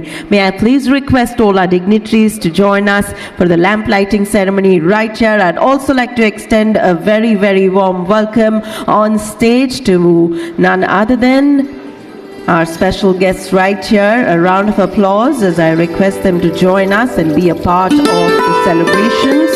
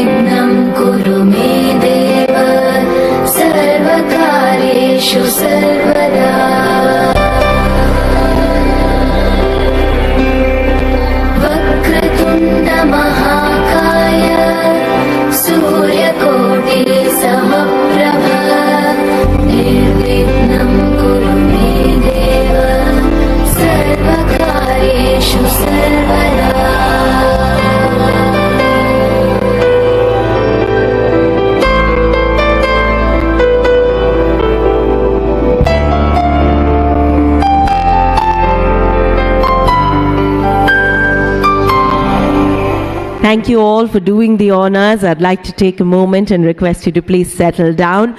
May I also request all our guests to please put our hands together for our partners for supporting us through, for making the 64th National Symposium possible. So a round of applause for all our partners.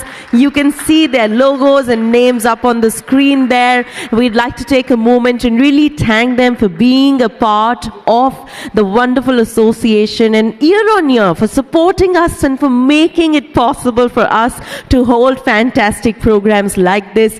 May I also share with you that a little later we hope to network with all of you, unwind, really entertain ourselves. We have a lot of fun elements planned out for you, and we look forward for all of you to be a part of them.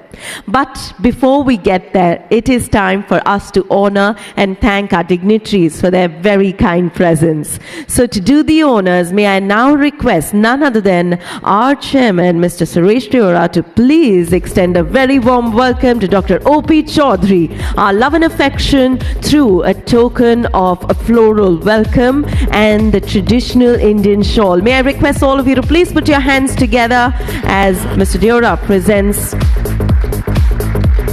Dr. Chaudhary with a bouquet of our affection.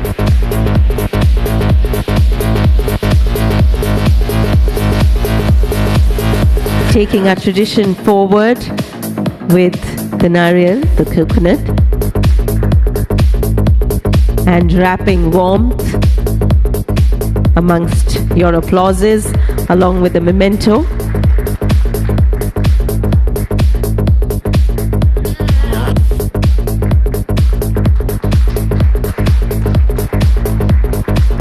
Thank you so very much. May I now invite our Deputy Chairman, Mr. Sumit Surekha, on stage, please. A round of applause as he steps forward. He's joining us on stage to felicitate our keynote guest right here, Mr. Nadir Godrej. I'd like to request all of you to please put your hands together as we take a moment.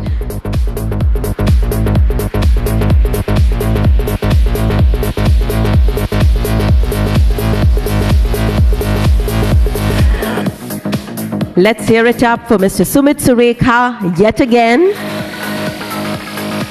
acknowledging the presence of Mr. Godrej amongst us all, our keynote speaker and guest. It is so very kind of you, sir, for being here today, and we're looking forward to your session and speech a little later.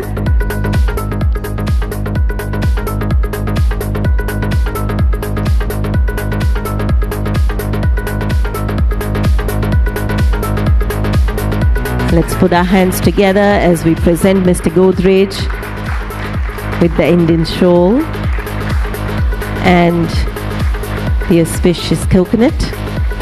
Thank you so very much. Let's capture this moment. Thank you, Mr. Surekha, for your presence. I'd now like to request our convener of the National Symposium, Mr. Divya Kumar Gulati, to please take a moment and felicitate and welcome Shri Tarun Sridhar. May I request all of you to please put your hands together as we present Sir with the beautiful flowers in tone with our look and logo. I don't know how many of you have noticed how detail focused we are there, but taking a moment and thanking Sir for his presence. CLFMA, an association of livestock industry, has been nurturing the livestock sector in India since 1967. Thank you so very much, Sir, for joining us. And as we take our pillars of strength, information and knowledge, policy advocacy, and representing you, our members, very, very seriously, we take one more thing very seriously, and that is bringing to you platforms where we get to exchange information, where we get to exchange ideas and experiences. And as we look forward to that, to thank you all for your presence and extend a warm welcome to each of you, may I please request you to put your hands together for Mr. Divya Kumar Gulati, convener of the National Symposium and Deputy Chairman, CLFMA of India, joining us here to address you all.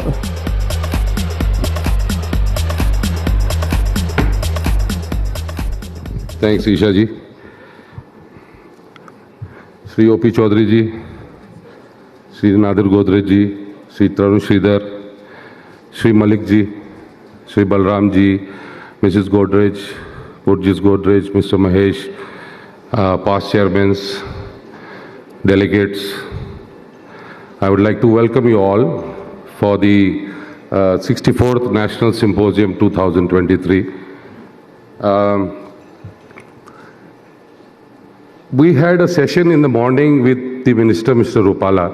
Actually, it was planned that we would have the session at 4 o'clock, but he had to go somewhere back to his village for some work. So we had to hold it in the morning. So we had the session at around 12 noon today.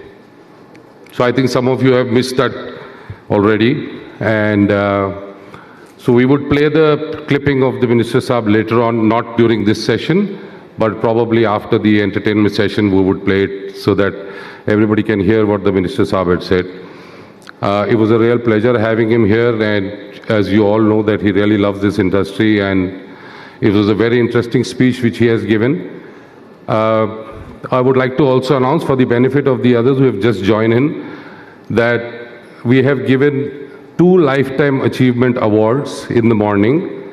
One was to Shri Nadir Godrej ji and the other was to Shri Tarun Sridhar ji. I would like everyone to stand up and applause for both of them for achieving the getting the Lifetime Achievement Award. It was really, really nice to have all of them over here, and they really, really do need a standing ovation, all of them. Thank you so much. As we know about Shri O.P. Chaudhary ji, everybody knows how helpful he is. आप जब भी उनके office में जाओ, दरवाजे हमेशा खुले होते हैं. हाँ जी आओ, क्या बात है, क्या प्रॉब्लम है, and he will solve and resolve everything. The smallest of the things, he has given us the liberty to go to him for the smallest of the things. अब वो कहते हैं कि कोई चीज़ छोटी नहीं, कोई चीज़ बड़ी नहीं है. आपको क्या तकलीफ है मुझे बोलो, and I will try and resolve. हम इसको बोलते हैं government and industry partnership, and that is what is called as.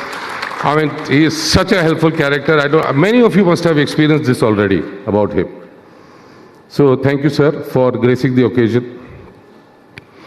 Tarun Sridhar ji, I don't need to again tell anything about him. Everybody again knows about him. In fact, सुबह भावे जी ने जब citation पढ़ा था, I think he quoted that, Tarun Sridhar ji is the father of Venami for this country. And he has given this gift to the country where he has introduced the species. I think many of the forums people have spoken about this, but nobody had termed it as father of Enami. I think it's the first time in CLFMA we have used the term father of Enami. So thank you, sir, for, he's always helped us. He's always helped us in terms of designing a program and, through articles, and he's published more than 150 articles. I mean, that's amazing. And how he helps the industry directly and indirectly and through his articles. And I think we all need to applaud for that also, because he's still part of us. Lifetime Achievement Award doesn't mean that we are going to forget you, sir. You are still going to be a part of us, and you will always be a part of us. So thank you for everything, Tarunji. Afternoon we were having lunch. There was a quote given by Sri Rupalaji about, how the Parsis came in and how, they absolutely immersed themselves into the system, and he gave an example of the milk and sugar and how, so it was, you must hear it yourself. I don't want to spoil it for you guys. So when we were having lunch, using this, I think we all know that Nadir Godreji is a great poet also. Nadirji immediately removed his phone and read out that poetry. Thank you, sir. It was a real pleasure sitting over there and hearing you speak, and I hope you can quote some poetry here also in your speech. Even though it's a keynote address, but we'd love to hear about your poetry and some poetry also. So thank you, sir, for gracing the occasion. Our symposium is about the theme is livestock sector looking beyond the present. We have 3 sessions tomorrow. We have all the government dignitaries present in the sessions, and we have the industry also. So this is the first time, thanks to Chairman Shri Suresh Deora, who has actually taken all the effort, and it's been great working with Suresh in actually designing this whole program and being with him and setting the whole program. We've had lots of ups and downs, and as you've seen how we've been able to change the program also even at the last moment.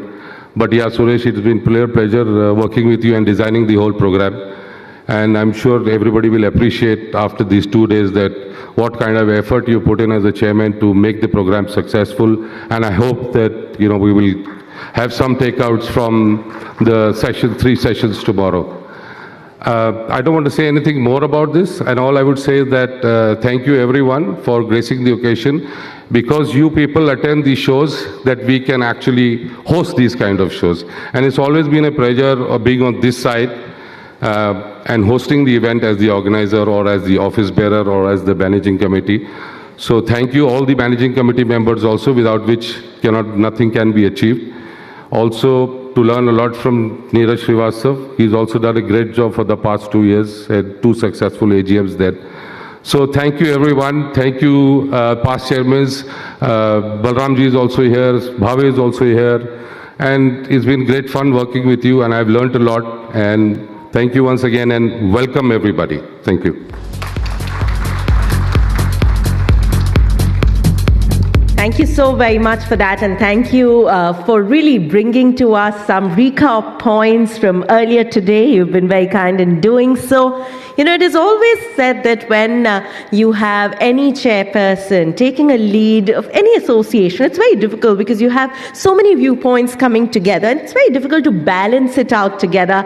But doing this job beautifully and taking it forward, listening into all those viewpoints and taking out the best judgment of it all is our chairperson itself. So please do extend a very warm welcome. As joining us for the chairman address now is Mr. Suresh Deora. A round of applause as he steps forward, please.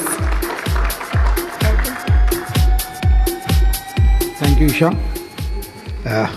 Good afternoon, everyone. On behalf of CLFMA and myself, I would like to extend a warm welcome to all of you. Divya, you don't have to thank me, or it was not me alone who decided and worked for this program. My whole OB was up with me, and with the support of my managing committee, we could achieve today's function. And especially when we had to divide this function into 2 halves. Getting it done the very last moment, and I would like to thank all the delegates, especially for all of them being there on time in the morning session. We were actually expecting about half of the audience there, so we had a partition in between, and then we saw that everyone has come on time. We had to remove that and extend it, and I think so the function went off very well. I would also like to welcome all my past chairmen. We have Bharat Tandon ji, Bhave ji, Balram ji, Neeraj ji, and my managing committee members. We have some delegates from different embassies over here. We have a whole lot of people from the ministry who is supporting here, and they are part of it. And like what Divya was saying, that we are collaborating with the ministry. Our concept over here is that we as an industry alone can't do everything unless the ministry is there with us. So we every few years try to have our symposium and AGM in Delhi. And I would say, I would like to thank for that Tarun sir and Dr. O.P. Chaudhary. They have always been there with us. We even sometimes, I know for any small thing, I call them up late in the evening also, and they say, yes, this is that, whatever you want, let me know. By morning you will get the answer. So thank you, sir. And Mr. Godrej, Divya has already said, and Rupala ji has already said in the morning about the Godrej family. The Godrej family is very close to my family also. So welcome Nadir, Dr. Rati, Burgess, everyone. And most important is, today in the morning we released our second volume of survey report, which was a tremendous task what we did in last 2 years. The first volume we released it last year in Mumbai, and today we released the second volume, sir. And if you combine both the volumes, it is the whole gist of this whole livestock industry, whether it is aqua, poultry, dairy, machine manufacturing, supplements, additives, everything. And these 2 volumes combined has about 1800 pages, which is a very big job. And we had a good team who was there. We had some managing committee members who were going through it and proofreading and corrections all the time. Thank you them also for this. And regarding this session tomorrow, we have these 3 sessions which will be talking about different points on how we, there are 3 points. One of the important point is how to bridge gap between our feed, what is available. Second thing is about how this industry can go ahead internationally. And the third important point is various policy matters which most of our members don't know about. There are which are given by the ministry on day-to-day basis. They are on portal, but what there is lacuna in it, how we can discuss it. So those are the points which we'll be discussing tomorrow with the members of the government bodies. They are all from different departments. We have FSSI, we have BIS, we have DPIIT, we have Ministry of Fishery and Animal Husbandry, everyone here tomorrow. So please kindly, I know you all will be very benefited by this. And last not the least, I would like to thank you all for coming. Jai Hind. Thank you so very much, sir. And to share with all of you our beautiful journey, may I now request you to please look towards the screen. Let's have the audio visual, please. CLFMA, an association of livestock industry, has been nurturing the livestock sector in India since 1967.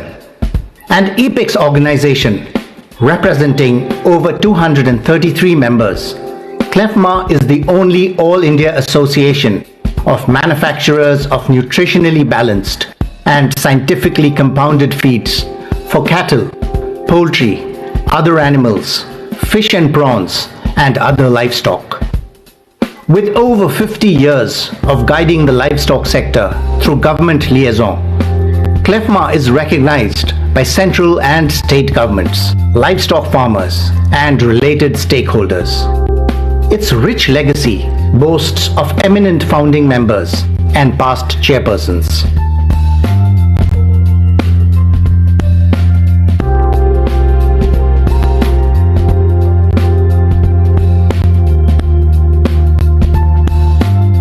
As an advisor to the National Advisory Committee, Department of Animal Husbandry, Ministry of Fishery, Animal Husbandry and Dairy, Government of India, I believe in greater collaboration with various ministries, including Ministry of Commerce, FSSI, Ministry of Agriculture, and so on. At CLFMA, we work relentlessly for the manufacturing and supplying high quality, safe and conversion efficient animal feed to livestock farmers at affordable price.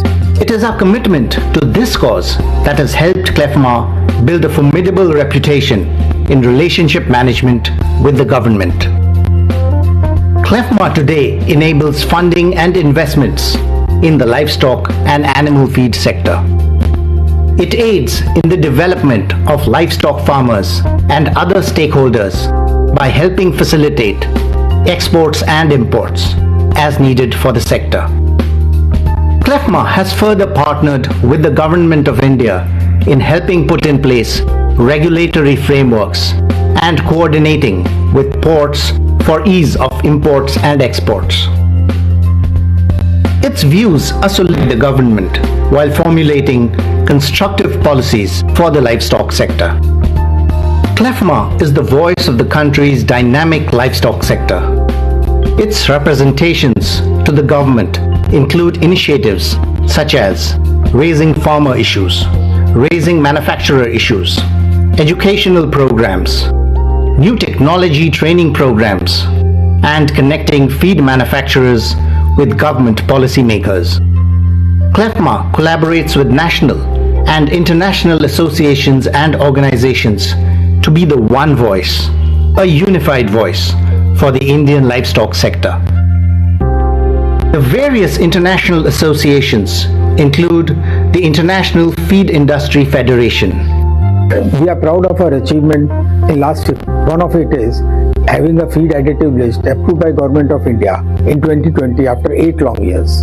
We are now working towards submission of additional feed additive list to Government of India to include in the current feed additive list, so there is an members don't face hassle during it. Recently, we appealed to Government of India to control soybean meal prices by allowing us to import soybean meal to enable feed prices to be controlled so that the farmers get protein source at a considerable lower rate. At CLFMA, we understand the importance of technology.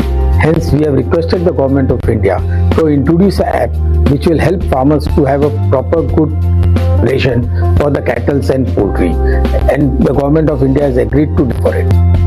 Some path-breaking initiatives are as follows. CLFMA of India has proposed nutritional guidelines to the government for reference. CLFMA sought clarification for Section 84A of the Food Safety and Standards Amendment Bill 2020. It appealed to the government to open chicken and egg shops under essential services, and the same was considered as per new changes. The same year, CLFMA appealed to the government to exempt additional import duty of 15% on various products, which includes all amino acids and vitamins for animal feeding. Further, it appealed to the government to exempt 5% GST on frozen dressed chicken. It addressed the issue of import duty to be stipulated on imported shrimp feed to India.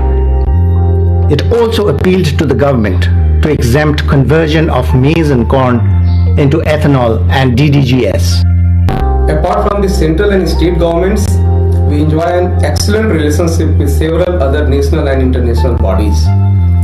We are associated with some global organizations that are working for the betterment of industry in India. We have been a guiding force for many stakeholders for upliftment of industry. CLFMA worked very closely with the Department of Animal Husbandry, Dairy and Fisheries to promote all government policies and its benefit to our members and the industry. Catering to diverse subsector of animal protein value chain, we regularly work closely with institutions of repute such as BIS, FSSAI, ICAR, NDRI, NDDB, NIANP, APEDA, and many more. CLFMA has instituted several awards for scientists contributing to the growth of this sector thus recognizing the need for scientific research in the livestock industry. It provides a platform to its members for interaction with industry leaders and foreign experts. CLFMA supports other industry associations to strengthen relationships. It spreads awareness to matters related to the livestock sector through periodic conferences and events. CLFMA has taken many steps to help contribute to farmers and regularly conducts educational programs for them. Some of our sessions have been highly appreciated by the members. Today, CLFMA remains the guiding light in the livestock sector for coming generations. We are continuously setting new benchmarks for the future through livestock investment, newer member education program, new technology-related education program, consultancy and policy. We will endeavor to improve the lives of our farmers by launching new initiatives. Those are more growth-oriented. We will continue to partner with Government of India and the farmers to further develop this sector by helping to contribute to the growth of India's GDP. We have currently changed our constitution to have 4 verticals. One is aqua, dairy and others, which includes equipment manufacturer, farmers, feed additive manufacturers and traders. I take this opportunity to thank all the members of CLFMA of India as well as all authorities in government. Thank you. CLFMA, shaping the Indian livestock industry since 1967.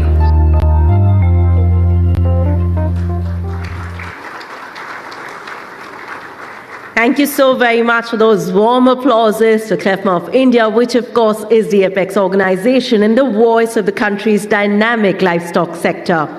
As we look forward to this spectacular moment, we are privileged to have amongst us a leader beyond par, a leader who today has really become someone who's always been a part and a very special part of the industry, always been there to guide, to support CLFMA of India.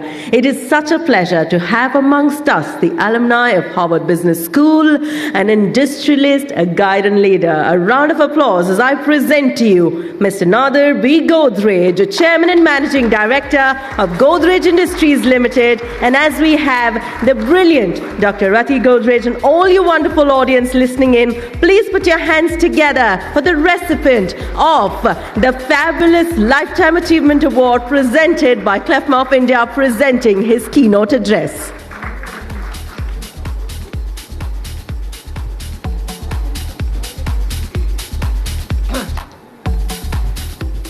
Thank you for the kind introduction. Suresh, thank you for inviting me and organizing this excellent conference. And it was a great pleasure meeting Minister Rupalaji and receiving the award at his hands. Divya, Abhay, all the office bearers, congratulations. To Mr. Sridhar, congratulations on your award. And both Mr. Sridhar and Dr. Chaudhary are here standing symbols of this private-public partnership that has made this industry so successful. Thanks to all the members of CLFMA. Our portfolio looks diversified, but much of what we have tried was something that we slipped into. For animal feed, this proved quite true. For compound feed, there seemed no need. Then Bueller sought out L&T. Together they had tried to see if any market might exist. There were no takers on their list. Thus, forced to make a clean swipe, they were then left with a prototype. A discount customer was sought, and Godrej were the ones who bought. 50 years have passed since then. For me, a life in America was spurned, and so in 76 I returned. In animal feed, I played a role. Helping farmers was the goal. Now agriculture's growth is slow, and the only subsector that we know with really good growth potential is animal husbandry, and it's essential that this sector should rapidly grow for agriculture to clearly show it can approach the heady growth of the other sectors, as both services and industry are known to grow rapidly.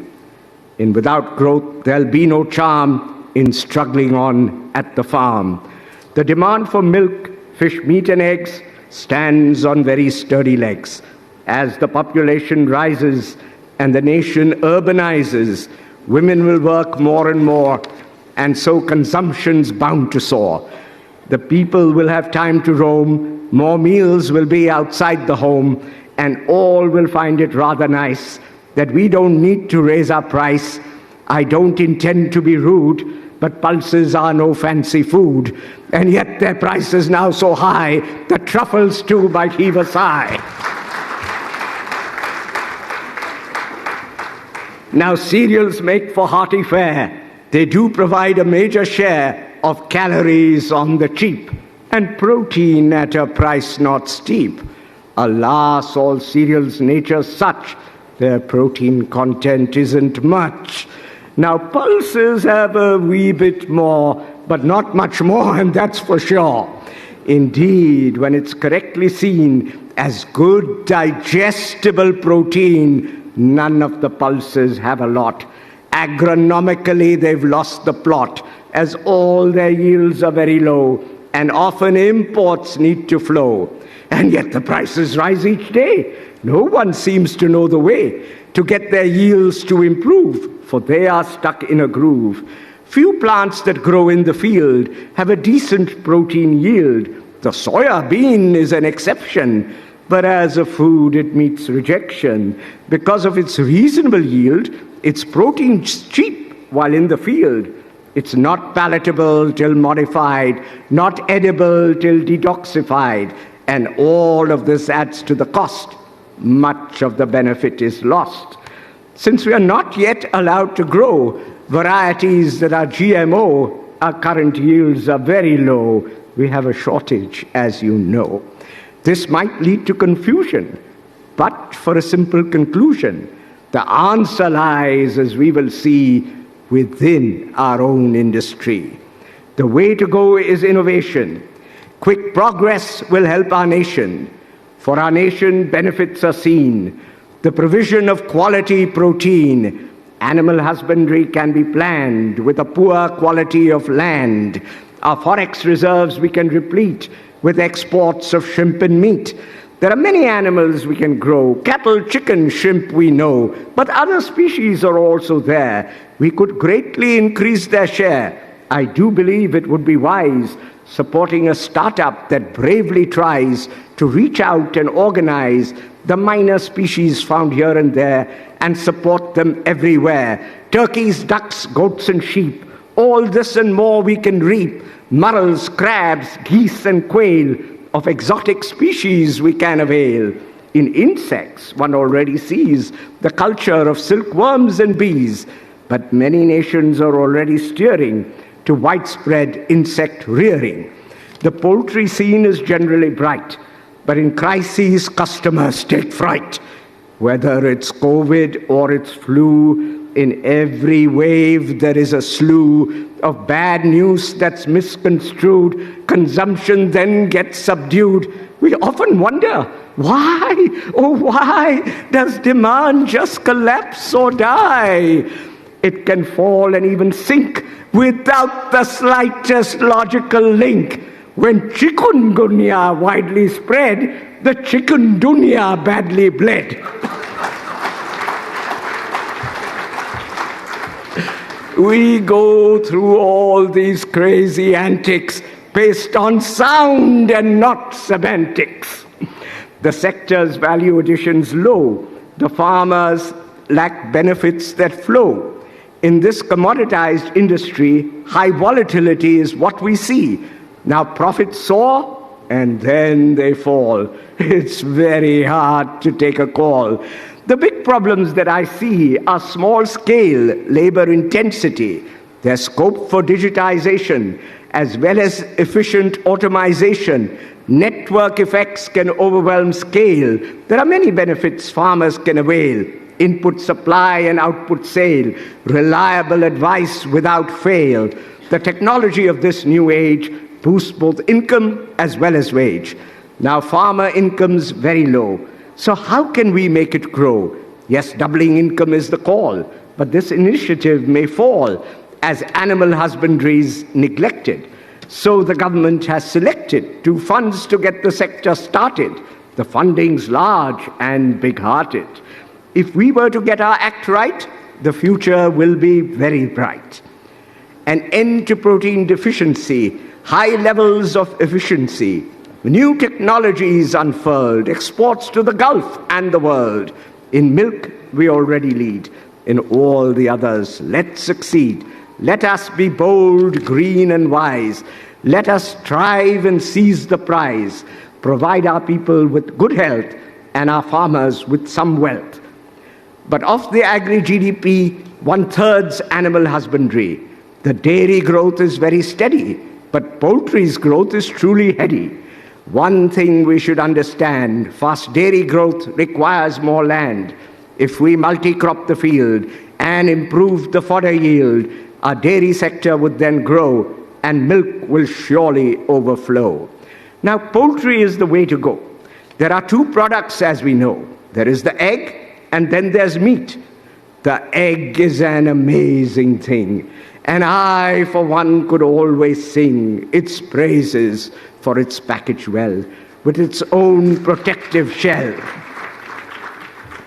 And in it you will surely find fine nutrients of every kind. It can be cooked in many ways, prepared in minutes, not hours or days. And I don't want to sound contrarian, but sterile eggs are vegetarian. Not just an ordinary view, but rather the considered view of our nation's father.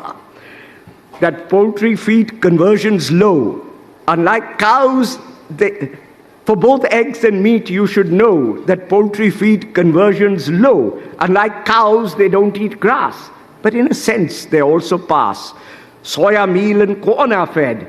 And though perhaps it could be said that these are foods that we might eat, no one would treat them as a treat. And can we make the case much better? Not just in spirit, but in letter. Make a feed that won't compete with any food that humans eat. Can we fulfill such a dream? With newer enzymes, it would seem that digestibility could be bettered, locked nutrients could be unfettered. And what would be your reactions to feed made from low-cost extractions? I'm sure you'd all be delighted. A golden era has been sighted, with rapid poultry growth in store and the ability to feed many more without the use of added land can help us meet the food demand. The government can play a role and help us all achieve the goal. We will now have to brace for challenges that we'll face. Animal husbandry is under attack. There are many issues we must track. Now, cruelty is at the fore, but it's not the only one for sure. Environment and economics are also factors we have to fix. Feed conversion may seem high, but the raw numbers don't really fly. But dry matter conversion, we all know, can indeed be very low. Efficiency improvement we can try. This could make us groan and sigh. These are issues we have to face. But there is a saving grace. The higher cost would make us frown, but efficiency can bring costs down. The better amino acid profile and micronutrients would make us smile. Another benefit that we see with efficient technology, the carbon footprint also falls. We have to take these dual calls. Eggs and milk are well perceived. Generally, they are well received. But plant-based meats are on the rise. Cultured meat is the prize. Right now, the costs are very high. This will take some time to fly. There is a huge commercial bar. The first we'll crack is foie gras. This indeed makes sense to try, as cost and cruelty are high. Both plant-based and cultured meat will prove to be a considerable feat. On cruelty as well as cost, they could win with not much lost.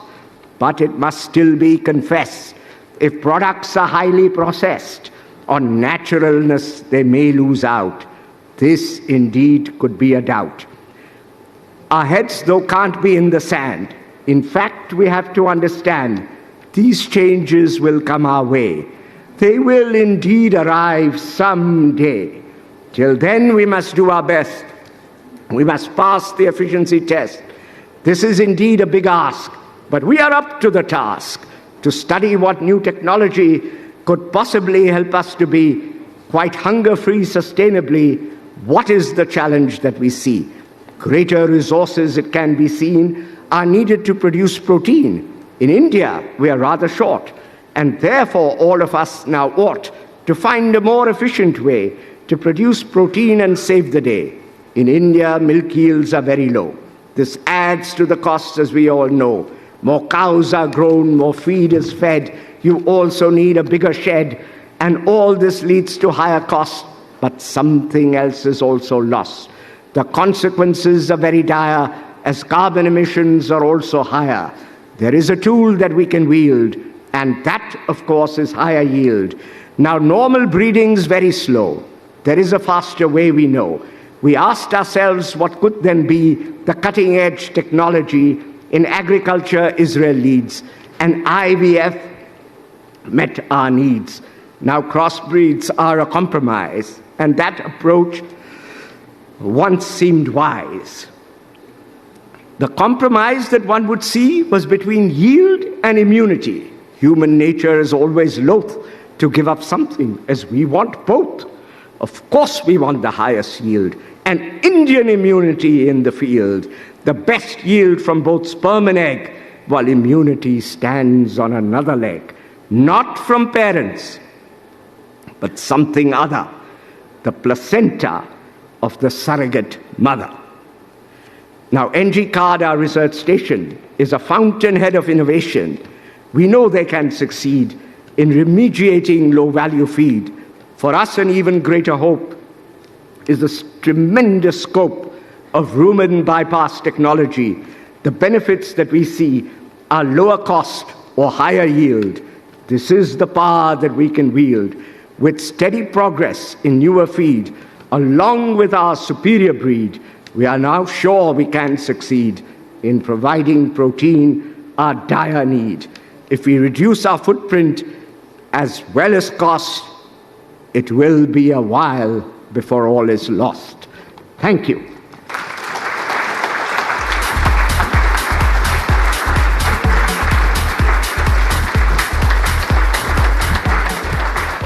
Now, Divya had requested one thing. The poem which you said during the lunch about the milk and that. I'll send you a copy. No, we want to, everyone would like to hear from you. The whole one? Yeah. Yes. I'll read the part that I read. Yeah. The whole poem is a little longer.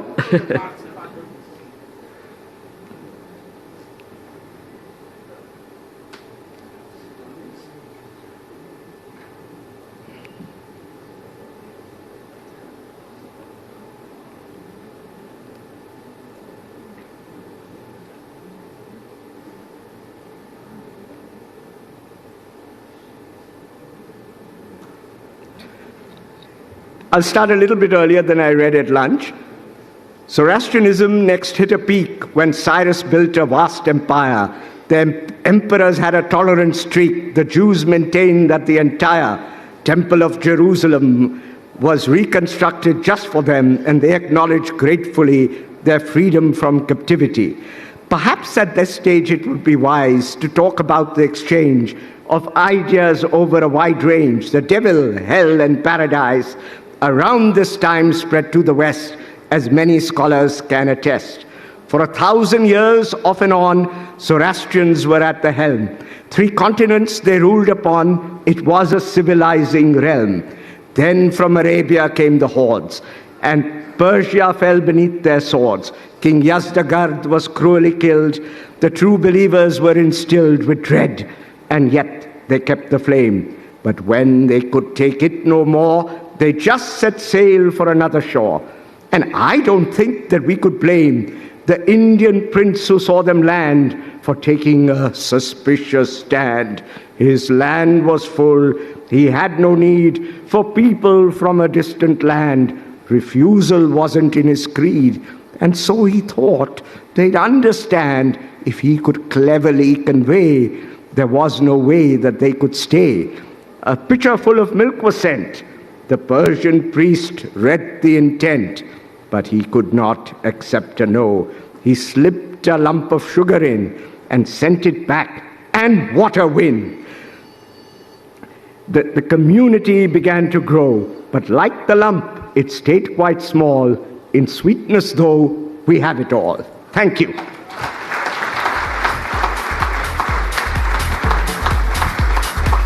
Thank you so very much, sir. You know, I have to say, among so many things that one can learn from you, I definitely want to learn how to write my scripts and those wonderful lines from you. A round of applause for him once again, adding all those sentiments, the passion, all that wit there. It could only be done by you. And we'd like to present you with a memento. I'd like for all of you to please put your hands together as I now request our kind dignitaries, our chairman, to please present you with the memento.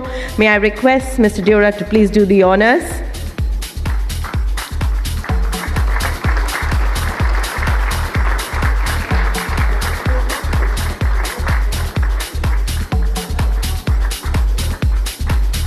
Creating a beautiful picture moment right here.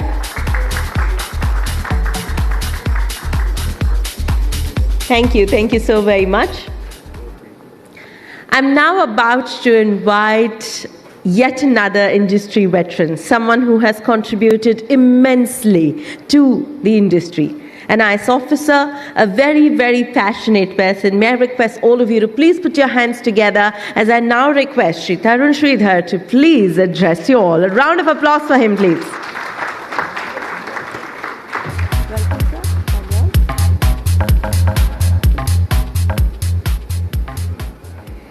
Never in my dreams I imagined that livestock and animal husbandry could be an inspiration for such lyrical poetry. In fact, after Mary had a little lamb and Machli Jal Ki Rani hai, my knowledge of poetry about livestock ends. Thank you, sir, for this wonderful opening to the second inaugural session today. Mr. Godrej, Dr. O.P. Chaudhary, Mr. Suresh Deora, Mr. Abhay Shah, Mr. Devya Kumar Gulati, Dr. Balram Singh Yadav, Mr. Rajput, Mr. Bhave, Dr. Malik, Mrs. Godrej, Mrs. Deora, Dr. Mahesh, Mr. Neeraj Srivastava. I see a lot of very familiar faces and friends. Pardon me if I start reciting names. I think it will be too prosaic after this poetic opening. What an honor it is to be standing amongst you once again. And thank you for honoring me along with Mr. Godrej with the Lifetime Achievement Award. With Lifetime Achievement Award, I've suddenly started feeling very old. That probably there's nothing further to be done. However, my parents very wisely chose to give me the name of Tarun. So no matter how old I get, I would carry this name Tarun. Sir, this is an inaugural session, so I'll just be very brief because tomorrow morning, again, we have to speak in the technical session.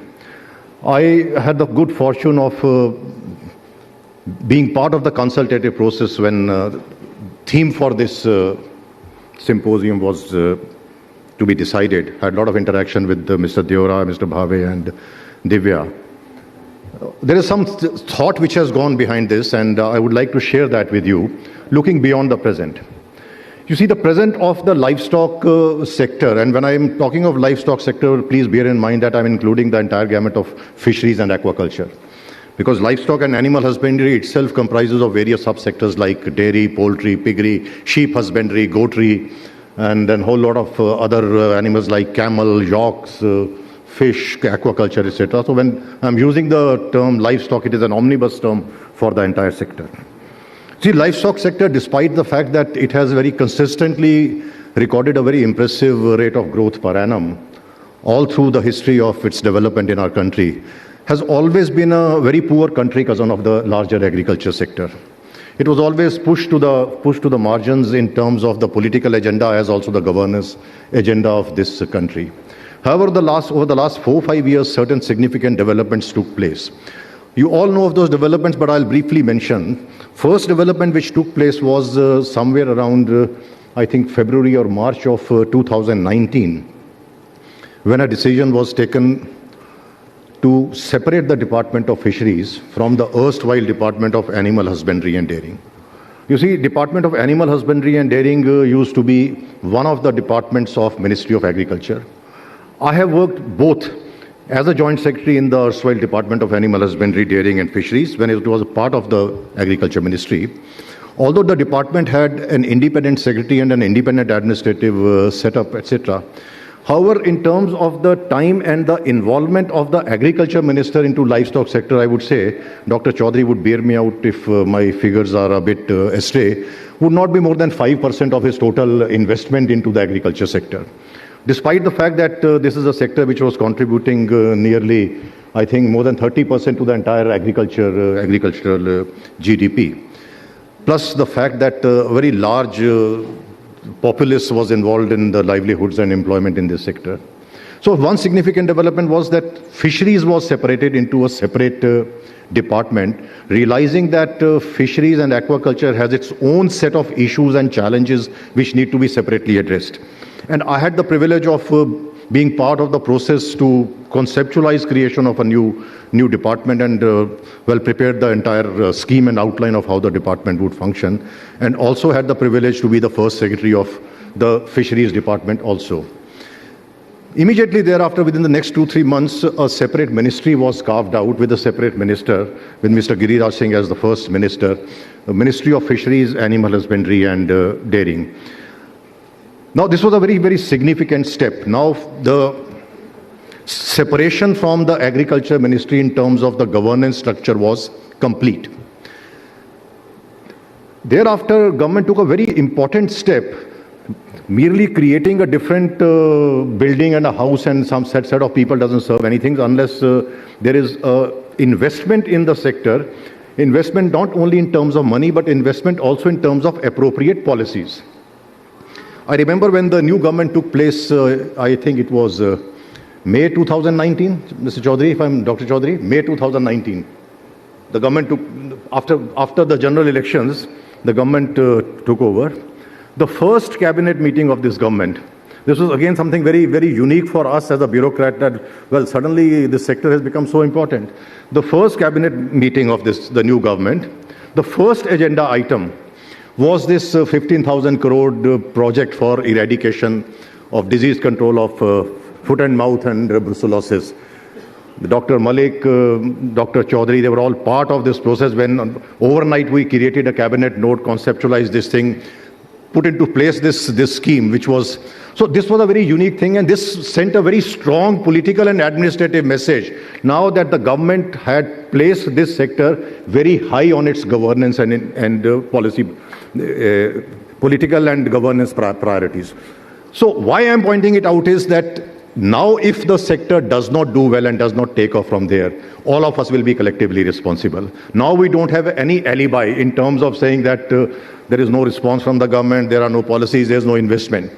A significant departure in terms of policies in this sector was that prior to this, the entire intervention of the governments, be it the state governments and the central government, was infusion of little bit of subsidy here, little bit of subsidy there. You have a scheme, you say, well, the scheme, we would presume a unit cost to be rupees 1 lakh, 20% subsidy to general category people, 25% to people belonging to SC, ST or certain women categories, etc. So for 1 lakh, we will give you 10,000, 20,000 subsidy. Now you are allowed to fend for yourself. There was a significant departure from infusion of direct cash subsidy to infusion of investment. So we created these infrastructure funds, wherein this subsidy was not direct infusion of subsidy, but it was more in terms of subvention of the interest component. So, and ensuring that there is a reasonable amount of capital or margin money put in by the beneficiary of also. This generated a spirit of entrepreneurship in the sector. That person who's investing in the sector is investing as an entrepreneur, not merely as a beneficiary of a livelihood scheme, little bit here, okay, some cash support has come to me, that's all. You see, many times the industry people, many of you would bear me out, would approach me when I was secretary and saying, well, agriculture sector is getting free electricity, free water, the free, very, very low rate of, low cost of credit, etc., whole lots of benefits, and there's nothing for the aquaculture, fisheries and dairy and these sectors. Why don't you take it up with the government? In fact, when Mr. Sharad Pawar was the agriculture minister, that time I was joint secretary, that time also industry, I was primarily looking after fisheries and aquaculture. They used to approach me repeatedly that how our aquaculture could be competitive when agriculture is getting all those benefits. The aquaculture is not getting, after aquaculture is also agriculture. Agriculture in water is aquaculture. I used to tell them one thing, that agriculture has been stagnating over the last 2-3 decades at the rate of around 2%. It is generally between 1.5 to 2% or 2 to 2.5%. Never has it gone beyond this scale. Whereas you have been consistently recording an annual growth rate of 6%, 7%, 8%, 10%. The moment we start giving you these things free and this kind of a subsidy, your growth is also like to plummet. This spirit of entrepreneurship will go. That is why today, if you take the entire basket of commodities which are exported, the single biggest commodity is fish. And the second biggest commodity is buffalo meat. So both are from the livestock and this sector. So when there has been this departure of creation of these special funds, which Mr. Rupala also mentioned, in terms of Dairy Infrastructure Development Fund, Animal Husbandry Infrastructure Development Fund is how much? 15,000-20,000 crores? 15,000 crores. Dairy Infrastructure Development Fund was that time 11,000 crores or 12,000 crores or so. Fisheries Infrastructure Development was again about 8,000-9,000 crores. Then you have Matsya Sampada Yojana around 20,000 crores. So much of capital and financial resources are now available. And these are the resources which will create entrepreneurs, not just recipients of subsidies. That is why it is very important for the industry stalwarts like you now to take lead in this sector and take it into the direction wherein we don't talk in terms of livestock, fisheries and aquaculture as merely livelihood activities or traditional activities of families. These as alternative vocations and professions.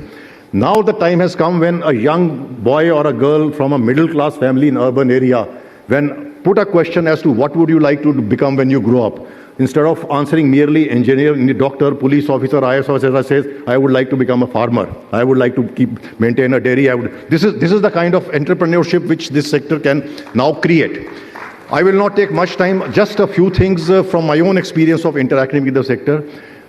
There are quite a few challenges which this sector is facing. We'll discuss them in detail in the technical session. But one of the biggest challenges this sector is facing is from within. There is no strong advocacy and voice of this sector. You have various bodies. There'll be a dozen odd bodies talking in terms of dairy farmer, dozen odd bodies talking in terms of hatcheries, or some about fish farmers, some about export, fish processing and exports, etc. Now that CLFMA has that CLFMA, these 5 alphabets, the 5 ya 4 hain? 5. Okay. Now these 5 alphabets are no longer an acronym. These 5 alphabets is just a name to an association of livestock industry.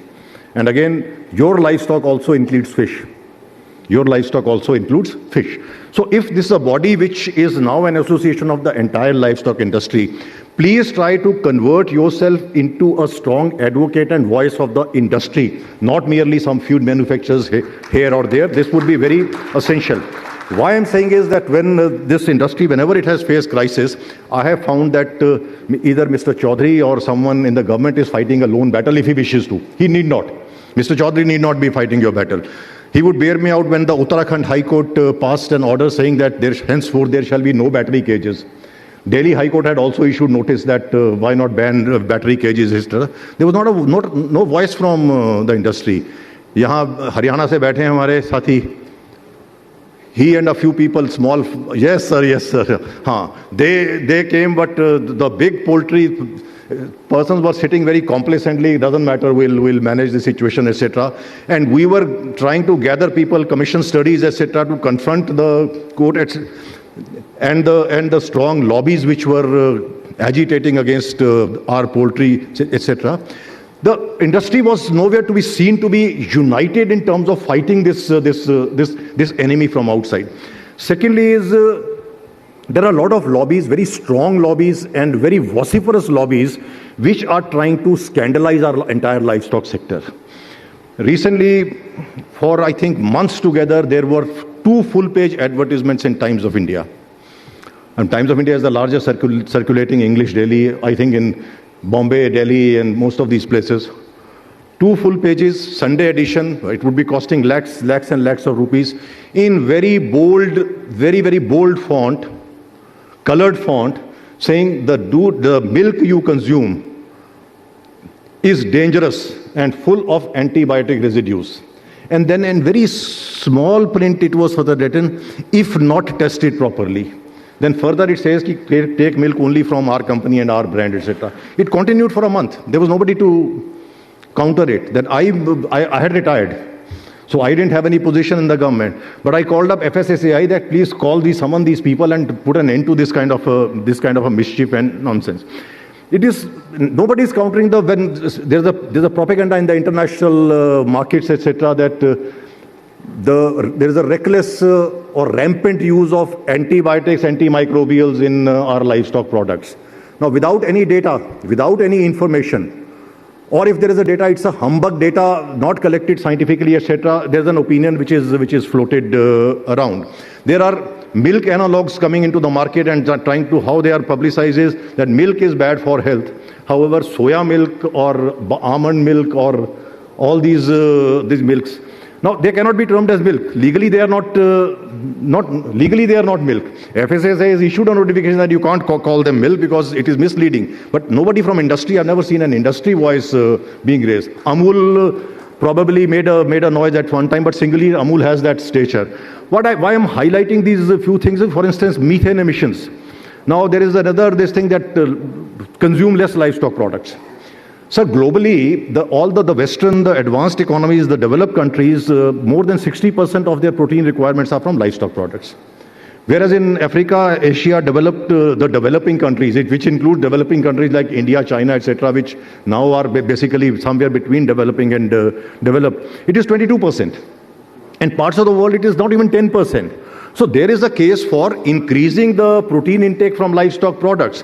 But now there are strong lobbies, global lobbies, on the issue of environmental conservation and reducing greenhouse gas emissions. There's a huge global demand going on to reduce the consumption of animal protein, etc., saying that they are the biggest contributors to the greenhouse gas emissions.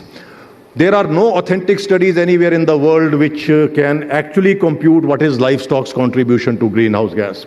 However, after various studies, the universally accepted figure is 14.5%. That 14.5% of the greenhouse gas emissions globally are contributed to the livestock sector. Now, these 14.5%, number one is 14.5%. So 75.5% comes from elsewhere, 85.5% comes from elsewhere, not livestock. This 14.5% includes digestive emissions. Now, digestive emissions is a phenomena which is common to every living being. This includes emissions on account of growing of feed and fodder crops. So it is attributed to livestock, not to agriculture or the crop husbandry.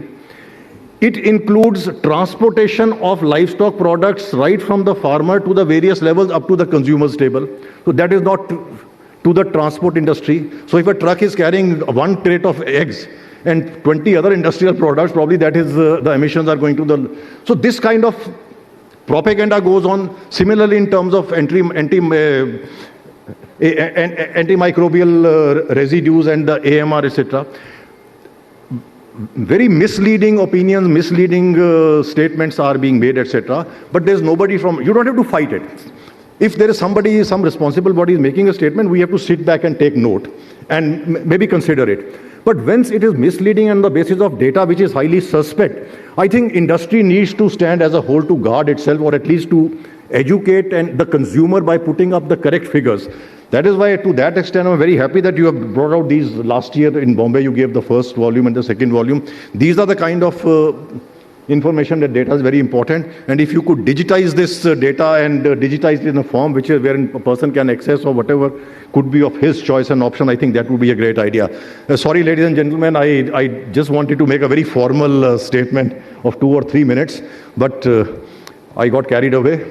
I don't know. And after the the lyrical exposition by Mr. Godrej. I hope this prosaic address of mine did not bore you too much. Thank you so much. What an honor it has been. Thank you so very much, sir, for those very enlightening words, and to present you with a memento in token of our appreciation. May I now please request Mr. Divya Kumar Gulati to do the honors and present you with a memento. A round of applause for him, please. And thank you for those words. You know, it's always nice to hear applauses from our audience. It always does add that flavor of music to our ears. Thank you. You're a very, very kind audience. Thank you so very much, sir. You know, the moment that we've all been waiting for, CLFMA of India each time wants to make sure that they acknowledge leaders who contribute towards the betterment of the industry, who at the end of the day, along with their everyday work, think about the betterment of the industry and work towards it in small or big ways. And we believe that appreciation has its way of converting itself into really encouraging all of you to come forward the next year round. And that is what we're hoping the award ceremony is more like it. So as we look forward to sharing with you who the winners' names are, may I please request all of you to put your hands together as I invite Dr. Devender Huda to join us on stage and share with us the name of the winner and read out the citation. A round of applause for Dr. Devender Huda.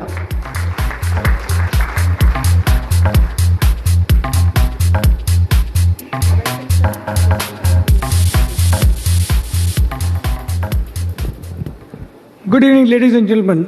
The first award goes to Dr. Anand Kumar Pathak. Big round of applause for him.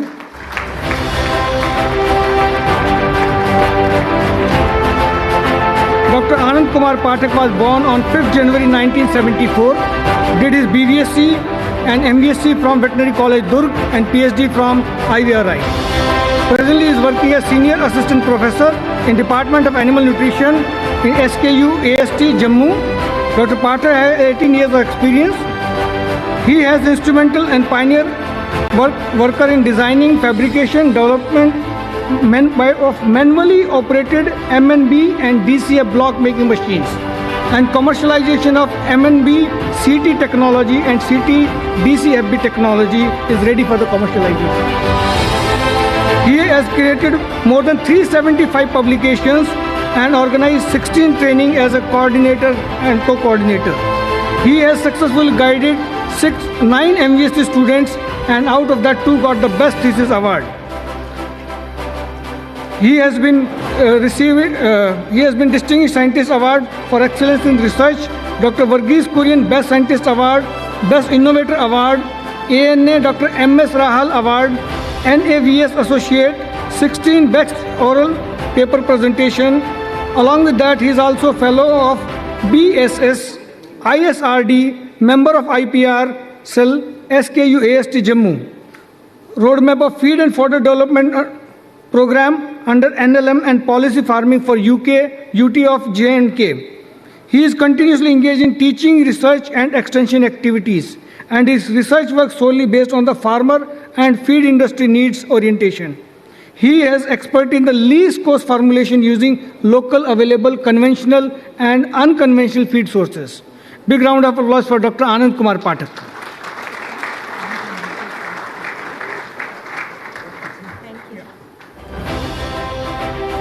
Many, many congratulations. May I request all of you to please put your hands together as I now request Dr. O.P. Chaudhary to congratulate and to extend our gratitude and congratulations to Dr. Anand Kumar Pathak. Please do put your hands together as we honor him with the shawl, the coconut and the plaque of congratulations.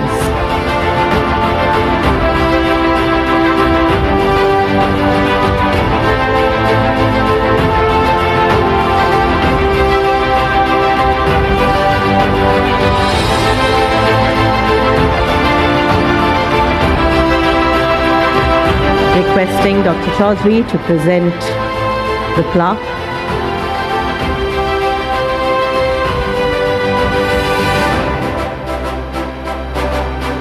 Thank you all so very much.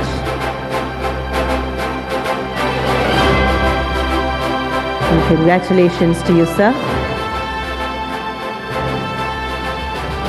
Requesting you to please take a seat. May I now request all of you to please put your hands together as I welcome Mr. Saikat Saha on stage to share with us yet another winner's name as well as read out the citation. A round of applause for Mr. Saha.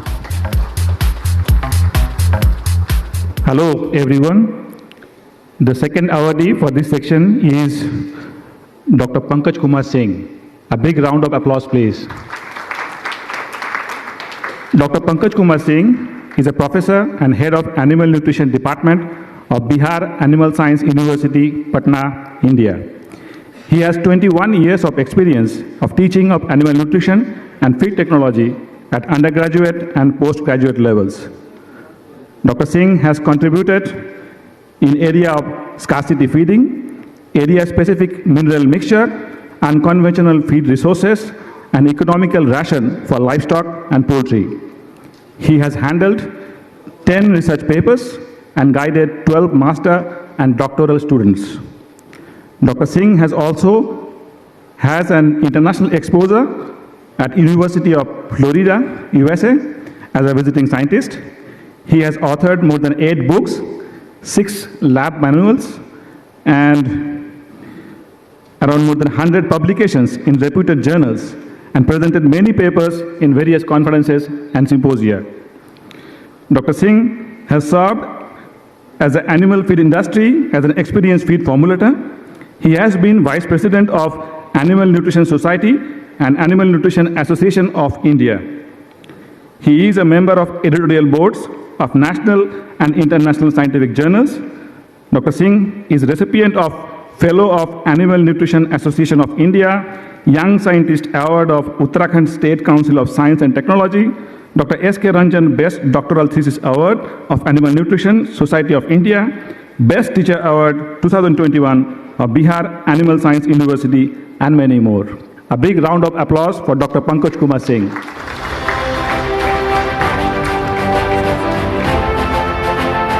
Thank you so very much. Please do put your hands together as I now request all of you to congratulate our wonderful, wonderful winner, Dr. Pankaj Kumar Singh, being honored by our dignitaries on the dais. A round of applause as I now request Dr. O.P. Chaudhary to accompany us and presenting him with the wonderful award, the Certificate of Excellence, along with the dignitaries on the dais.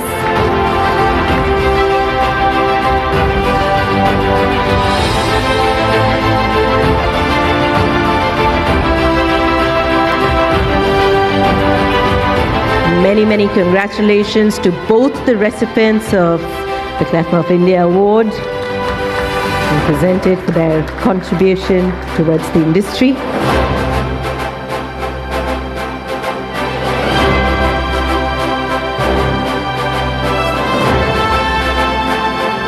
Thank you so very much, sir.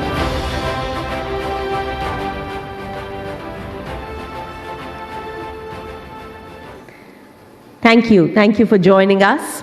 Well, now we've come to a moment that is very special for all of us right here at CLFMA of India, 64th National Symposium 2023, which is going to be the launch of our souvenir, along with the dignitaries here on the dais, our chairperson, our convener, and the honorary secretary. I'd like to invite on stage all our office bearers to be a part of the ceremony and unveiling right here. May I please request all our office bearers to join us on stage. A round of applause once again as I extend a very warm welcome. Of course, on the dais we have our special guest, Dr. O.P. Chaudhary, along with Mr. Godrej, and of course we have the presence of all our special guests here. Please do put your hands together as I welcome Mr. Sumit Surekha, Mr. Naveen Pasuparthi, Mr. Sandeep Kumar Singh, Mr. Nasar F. Muhammad, Mr. Neeraj Kumar Srivastava joining us, We already have on stage Mr. Suresh Jora, Mr. Divya Kumar Gulati, Mr. Abhay Shah. May I request all of you to please be a part of the special souvenir unveil right here.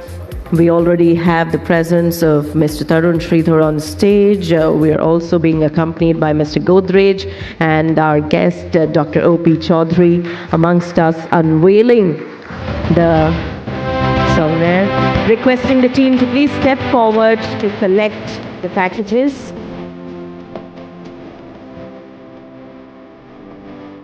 And every unveil, every launch becomes all the more special with the music and your applauses. So please don't let them stop.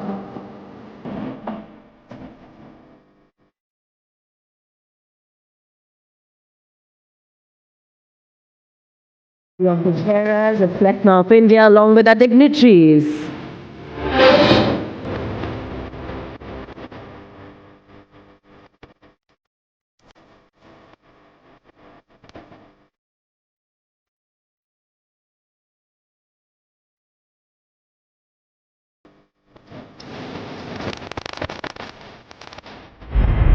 Thank you so very much for joining us for this beautiful photo opportunity. I'd like to thank you all for being here. Once again, a round of applause for our office bearers. It's not an easy task to be a part and put together brilliant shows like these. So thank you so very much for being here.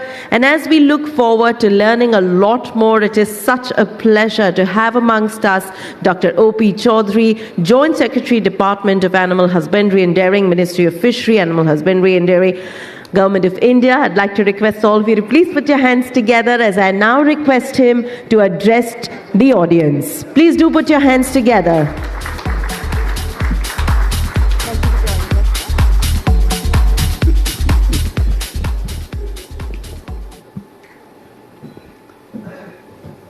मंच पे विराजमान आदरणीय गोदरेज साहब, हमारे x secretary श्रीमान श्रीधर साहब, क्लिफमा के वर्तमान चेयरमैन देवरा साहब, डिप्टी चेयरमैन साहब और हमारे दूसरे साथी और इस हॉल में विद्यमान क्लिफमा के समस्त मेंबर्स, डेलीगेट्स, देवियों और सज्जनों, सबसे पहले तो मुझे बहुत खुशी हो रही है कि ये कार्यक्रम क्लिफमा ने यहाँ दिल्ली में किया, तो हम लोगों को भी आपके साथ इस कार्यक्रम में शरीक होने का मौका मिला। दूसरी बात कि हमारे बहुत जो दो अतिथि हैं बहुत ही गणमान्य हैं और जाने माने हैं देश में, जिनको कि क्लिफमा ने लाइफ टाइम अचीवमेंट अवार्ड दिया है। मैं उन दोनों को, गोदरेज साहब को, श्रीधर साहब को हृदय से बधाई देता हूं। और फीड इंडस्ट्री में जो उनका योगदान है वह काबिल तारीफ़ है और उसके लिए उनको इनाम ये बख्शीश हुआ है। गोदरेज साहब ने जो कविता के रूप में अपनी बात कही वह बहुत गौर करने वाली थी। मैं तो ऐसी कविता 5 साल में भी नहीं लिख सकता हूँ।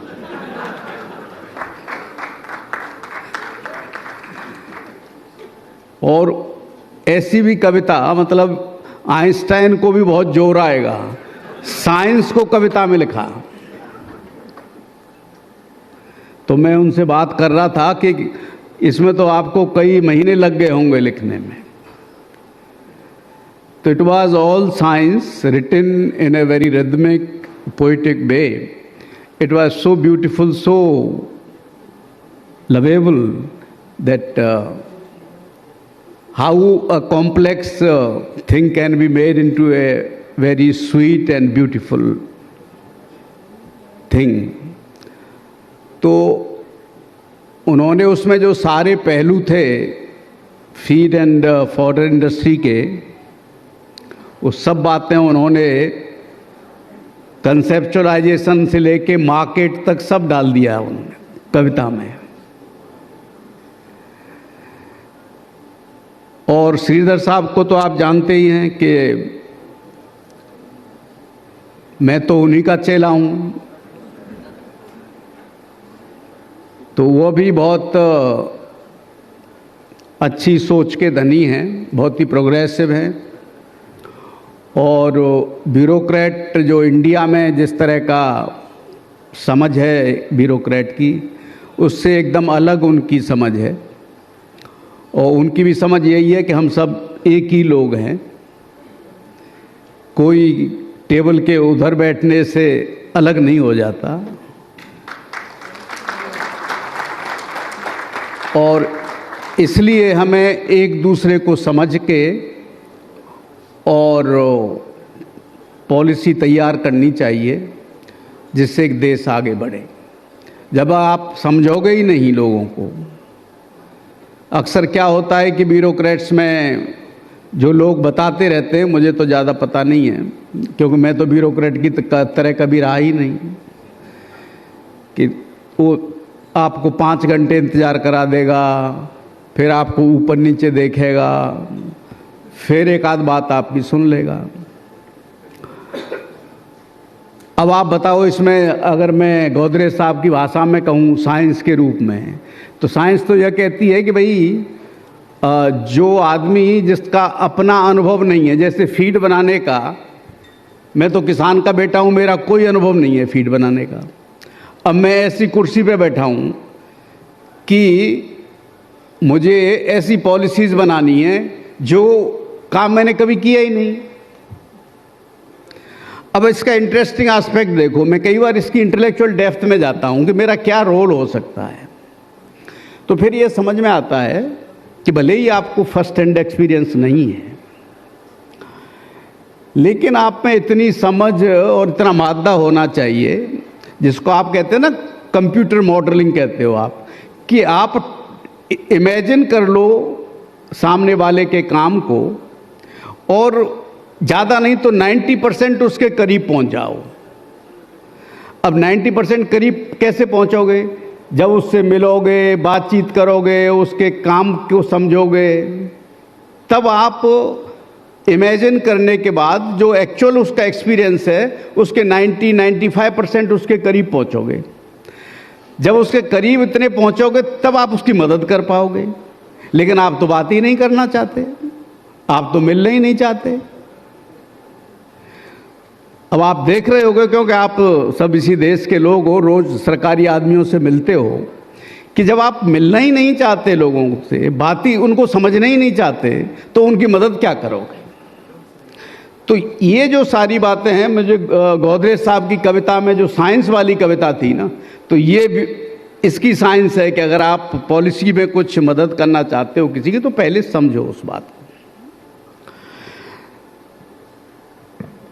मैं क्योंकि मिनिस्ट्री में जो एक सोच है, ये सरकार आपको जानते हो कि ऐसे लोग लाने की कोशिश करती है कि हम एक दूसरे से मिलकर के साथ काम कर सकें और देश को आगे बढ़ा सकें। और ये भी सरकार की सोच है कि जो प्राइवेट इनिशिएटिव है, इतना ताकतवर कोई दूसरा इनिशिएटिव नहीं होता, क्योंकि जो हमारी बेसिक इंस्टिंक्ट है ना, वो यह कहती है कि मैं जो भी काम करूंगा अपने लिए करूंगा। इवोल्यूशन जो है लाइफ का, वो ऐसे ही हुआ है कि मैं जो भी काम करूंगा अपने लिए करूंगा। तो उसको हम कहते हैं दूसरी भाषा में कि ये प्राइवेट इंस्टिंक्ट है। अब प्राइवेट इंस्टिंक्ट को देश के लिए कैसे उसका लाभ लिया जाए, ये है जो रेगुलेटरी मैकेनिज्म है, जो सरकार है, जो कि यह कहती है कि हाँ ये भीड़ है, ये टैलेंटेड लोग हैं, ये देश के लिए इस दिशा में कैसे चलें, एक पर्टिकुलर डायरेक्शन में कैसे चले। तो वो यह कहती है साइंस कि प्राइवेट इंस्टिंक्ट का, प्राइवेट एंटरप्रेन्योरशिप का, प्राइवेट सेक्टर का एनर्जी को लिबरेज होने दो। जितनी ज़्यादा से ज़्यादा वो एनर्जी लिबरेज होगी उतना ही देश को फायदा मिलेगा, देश की जनता को फायदा मिलेगा। आप जैसे कमिटेड टैलेंटेड लोग हर जगह नहीं हैं, तो आपके ज्ञान का, आपके रिसोर्स का, आपकी स्किल का देश को, देश के लोगों को लाभ मिलना चाहिए। और वो तब मिलेगा जब जो हम जैसे लोग ऊपर बैठे हुए हैं वह आपकी मदद पॉलिसी के माध्यम से, रिसोर्स के माध्यम से, चीज़ों को फैसिलिटेट करने के माध्यम से काम करेंगे। और ये आपको लग रहा होगा, अब ये सरकार में जो लोग बैठे हुए हैं उनका एटीट्यूडनल चेंज हो रहा है, सोचने में फ़र्क आ रहा है कि हम फैसिलिटेटर हैं और ये जो कुर्सी है वो मदद करने के लिए है, लोगों को तंग करने के लिए नहीं है। ये फ़र्क आ रहा है और ये रियलाइजेशन वाला विषय है, क्योंकि रियलाइजेशन में थोड़ा टाइम लगता है। मिनिस्ट्री में जो बातें होती हैं ना आजकल, तो वो जैसे राजनेताओं से बातचीत करते हैं हम लोग, इधर उधर जाते हैं, आप लोगों से बात करते हैं, तो दो चीज़ तो प्रमुख तौर पे निकल के आई। एक पहली बात तो यह निकल के आई कि फीड इंडस्ट्री को एक जो गरीब तबका है जिसको बैलेंस फीड नहीं मिल पा रहा है, उस मार्केट को भी खोजना चाहिए और उस मार्केट पे भी काम करना चाहिए। मार्केट जब मैं कह रहा हूं तो मार्केट का मतलब है कि मैं ये नहीं कह रहा हूं कि आप उन पे दया करके और उनके लिए कोई चीज़ सस्ती बना के उनको दे दो। मैं यह कह रहा हूं कि इनोवेशन के माध्यम से दुनिया में दुनिया भर की इनोवेशन हो रही हैं, फीड पे भी हो रही हैं, फॉडर पे भी हो रही हैं, किसको बैलेंस्ड करके, जैसे प्रोटीन, एंजाइम, माइक्रोन्यूट्रिएंट, दुनिया भर की जो चीज़ें होती हैं जो आप फीड बनाते हो तब, तो वह उसकी कीमत कम करके उसको जो हमारा कमज़ोर तबका है, जो कि अभी अगर हम कैटल की इनकी बात करें, स्मॉल रूमिनेंट्स की बात करें, तो ज़्यादातर खेतों में चराता है, जंगल में चराता है, रेल की पटरी के सहारे चराता है, नहर के किनारे पशुओं को चराता है, या फिर जो आप भूसा कहते हो ड्राई फॉडर, शाम को बांध देता है और उसको डाल देता है, थोड़ा बहुत खली ऊपर से डाल देता है स्मेल के लिए, लेकिन वो बैलेंस जो संतुलित जो भोजन है वो उसको नहीं मिल पाता है। तो मेरे ख्याल से ये जो हमारे क्लिफमा से जुड़े हुए भाई हैं उनको इस पे सोचना चाहिए, फीड इंडस्ट्री को इस पे सोचना चाहिए कि हम नए तरीके कैसे ढूंढें कि ये एक मार्केट भी टेप हो जाए, जिससे आप वेल्थ भी क्रिएट करो अपने लिए भी और उनकी ज़रूरत भी पूरी हो जाए। दूसरा जो विषय चलता रहता है वो ये विषय है कि हम ये नहीं कह रहे कि आप अमेरिका में जाके अपने सामान को बेचो, आप अपने जैसे ही देशों में, जो आप जैसे देश हैं, वहाँ आप एक्सपोर्ट कर सकते हो क्या? क्योंकि एक जो हमारी बुनियादी समझ यह है कि अगर किसी देश को अमीर बनना है तो वो अपने ही लोगों में बेचता रहेगा, तो वो उसी तरह का है कि आपकी जेब से मैंने निकाल लिया, मेरी जेब से इन्होंने निकाल लिया, तो उससे अमीरी तो देश में नहीं आएगी। अमीरी तो जब आएगी जब आप बाहर से पैसा देश में लाओगे। तो जो एक्सपोर्ट वाला मसला है कि आप कम से कम ऐसे देशों को चुन लो कि जो आप जैसे ही हैं, आपसे कमज़ोर हैं, वहाँ मार्केट को आप कैसे फीड कर सकते हो और सरकार इसमें कैसे आपकी मदद कर सकती है। जैसे अभी animal husbandry infrastructure development fund है, तो अभी वो 15-20 दिन महीने में क्योंकि उसकी म्याद ख़त्म हो गई थी 31 मार्च को। अब वो फिर एक्सटेंड हो रहा है। हमने रिक्वेस्ट भी किया है कि इंटरेस्ट सबवेंशन की जो 3% है उससे भी उसको बढ़ाया जाए, और 5-10% की जो कैपिटल सब्सिडी होती है, अब हम नहीं कह रहे कि वो किस तरह वहाँ से अप्रूव हो के आता है, लेकिन वो 15,000 करोड़ से अब 25,000 करोड़ होने जा रहा है। और वैल्यू एडिशन में, डाइवर्सिफिकेशन ऑफ प्रोडक्ट में आपको उसका लाभ मिलेगा। और फीड इंडस्ट्री, फॉडर इंडस्ट्री ने काफ़ी उसका उपयोग किया है उस पैसे का, और आगे भी क्योंकि आपको मिलेगा। तो देश की जो समस्या है ना, जो सॉल्यूशंस हैं, प्रॉब्लम्स हैं, उनके सॉल्यूशंस पे भी हमें काम करना चाहिए, और वेल्थ क्रिएशन पे भी काम करना चाहिए।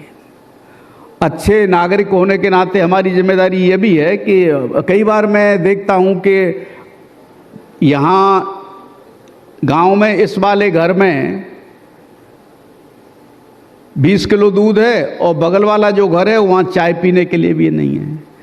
तो ये जो बातें हैं कि थोड़ा सा रिडिस्ट्रीब्यूशन भी होना चाहिए, परचेजिंग पावर उधर भी थोड़ी सी बढ़े। तो ये बातें तब होंगी जब हम उस तबके की, जिसके पास पैसा नहीं है, उसकी ज़रूरत को भी थोड़ा पूरी करेंगे। और वो पूरी तब होगी जब आप, जैसे हमारा मैंडेट है, मान लो इंडस्ट्री का मैंडेट है कि साहब आप फीड बनाओ और लोगों को बेचो, तो उस तबके को भी बेचो। ऑर्गेनाइज सेक्टर में तो आप बेचते ही हो, उस सेक्टर को भी ऑर्गेनाइज सेक्टर में लाओ, उसको भी फॉर्मलाइज धीरे धीरे करिए। तो फिर क्या होगा कि वो आपके लिए काम करेगा, और बहुत बड़ा तबका आपके लिए काम करेगा। तो हो सकता है कि आपका इकोनॉमीज ऑफ स्केल ठीक हो जाए, फिर आप बाहर बेच पाओ। तो ये 2-3 बातें हैं जो मैं आपसे शेयर करना चाह रहा था। पुणे में आप सब लोगों को बहुत बहुत, क्लिफमा के मेंबर्स को बहुत बहुत बधाई देता हूँ, पूरी इंडस्ट्री को बधाई देता हूँ। और जिन लोगों ने, क्योंकि क्लिफमा बहुत प्रेस्टीजियस ऑर्गेनाइजेशन है, जिनको भी इन्होंने इनाम दिया है, वह बहुत ही महत्वपूर्ण इनाम है, क्योंकि ये काफ़ी रिगरस एग्ज़ामिनेशन के बाद इनाम देते हैं। तो मैं गोदरेज साहब को, श्रीधर साहब को और 2 अन्य साथी जिनको अभी इनाम मिला है, उनको भी बहुत बहुत बधाई देता हूँ। और आपने मुझे ये प्लेटफॉर्म दिया ऑर्गेनाइजर्स ने, उसके लिए बहुत बहुत धन्यवाद। Thank you. हम आपके बहुत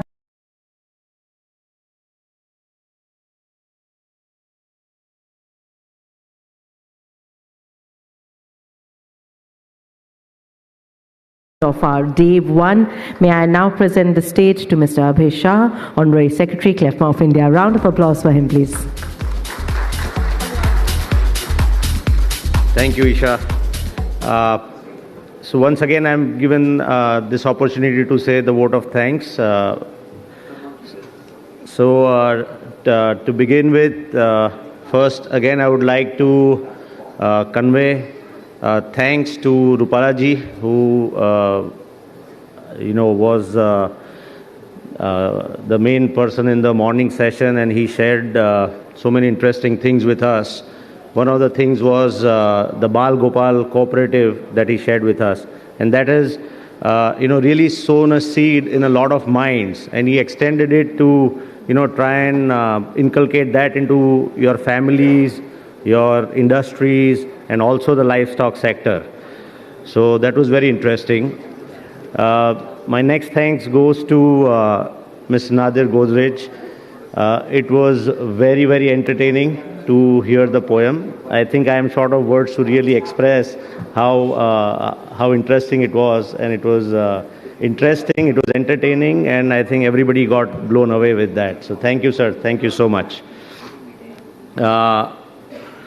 Thank you, Mr. Tarun Sridhar ji, as always, you've been a great support, and your wisdom has really helped CLFMA in the past, and we look forward that it does so in the future too. Dr. O.P. Chaudhary ji, thank you so much for gracing the occasion, and I had the good fortune of meeting him personally recently, and I would like to share with you that when I met him, I was also blown away by his simplicity and, the open door policy he had, and he heard everything we had to say and also guided us so nicely. So thank you, sir. Thank you very, very much. Congratulations to Dr. Anand Kumar Pathak and Dr. Pankaj Kumar Singh for being the CLFMA awardees. And thank you so much for your contribution to the livestock sector. Special thanks goes to all the sponsors, without whose help this would not have been possible. So thanks, a big thanks to all the sponsors. I would like to take this opportunity to thank the organizing committee, the support staff of CLFMA, as well as the hotel support staff, without whose help this event would not be possible so smoothly. Special thanks goes to also our friends from the press fraternity. Without their coverage also, we would not get the right mileage for our efforts. Before I end my thank you, of course, a special thank you to Miss Isha, who's been here all day, emceeing the event. So thank you to her.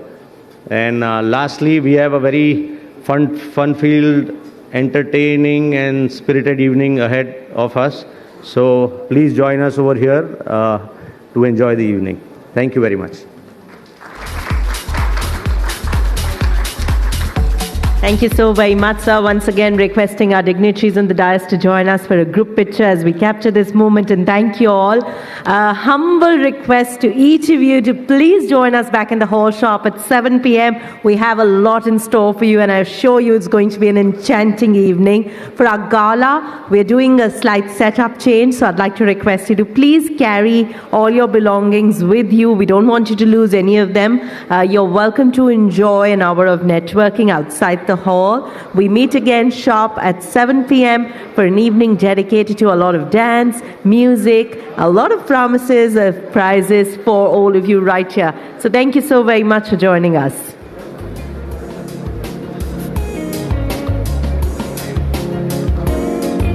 Requesting guests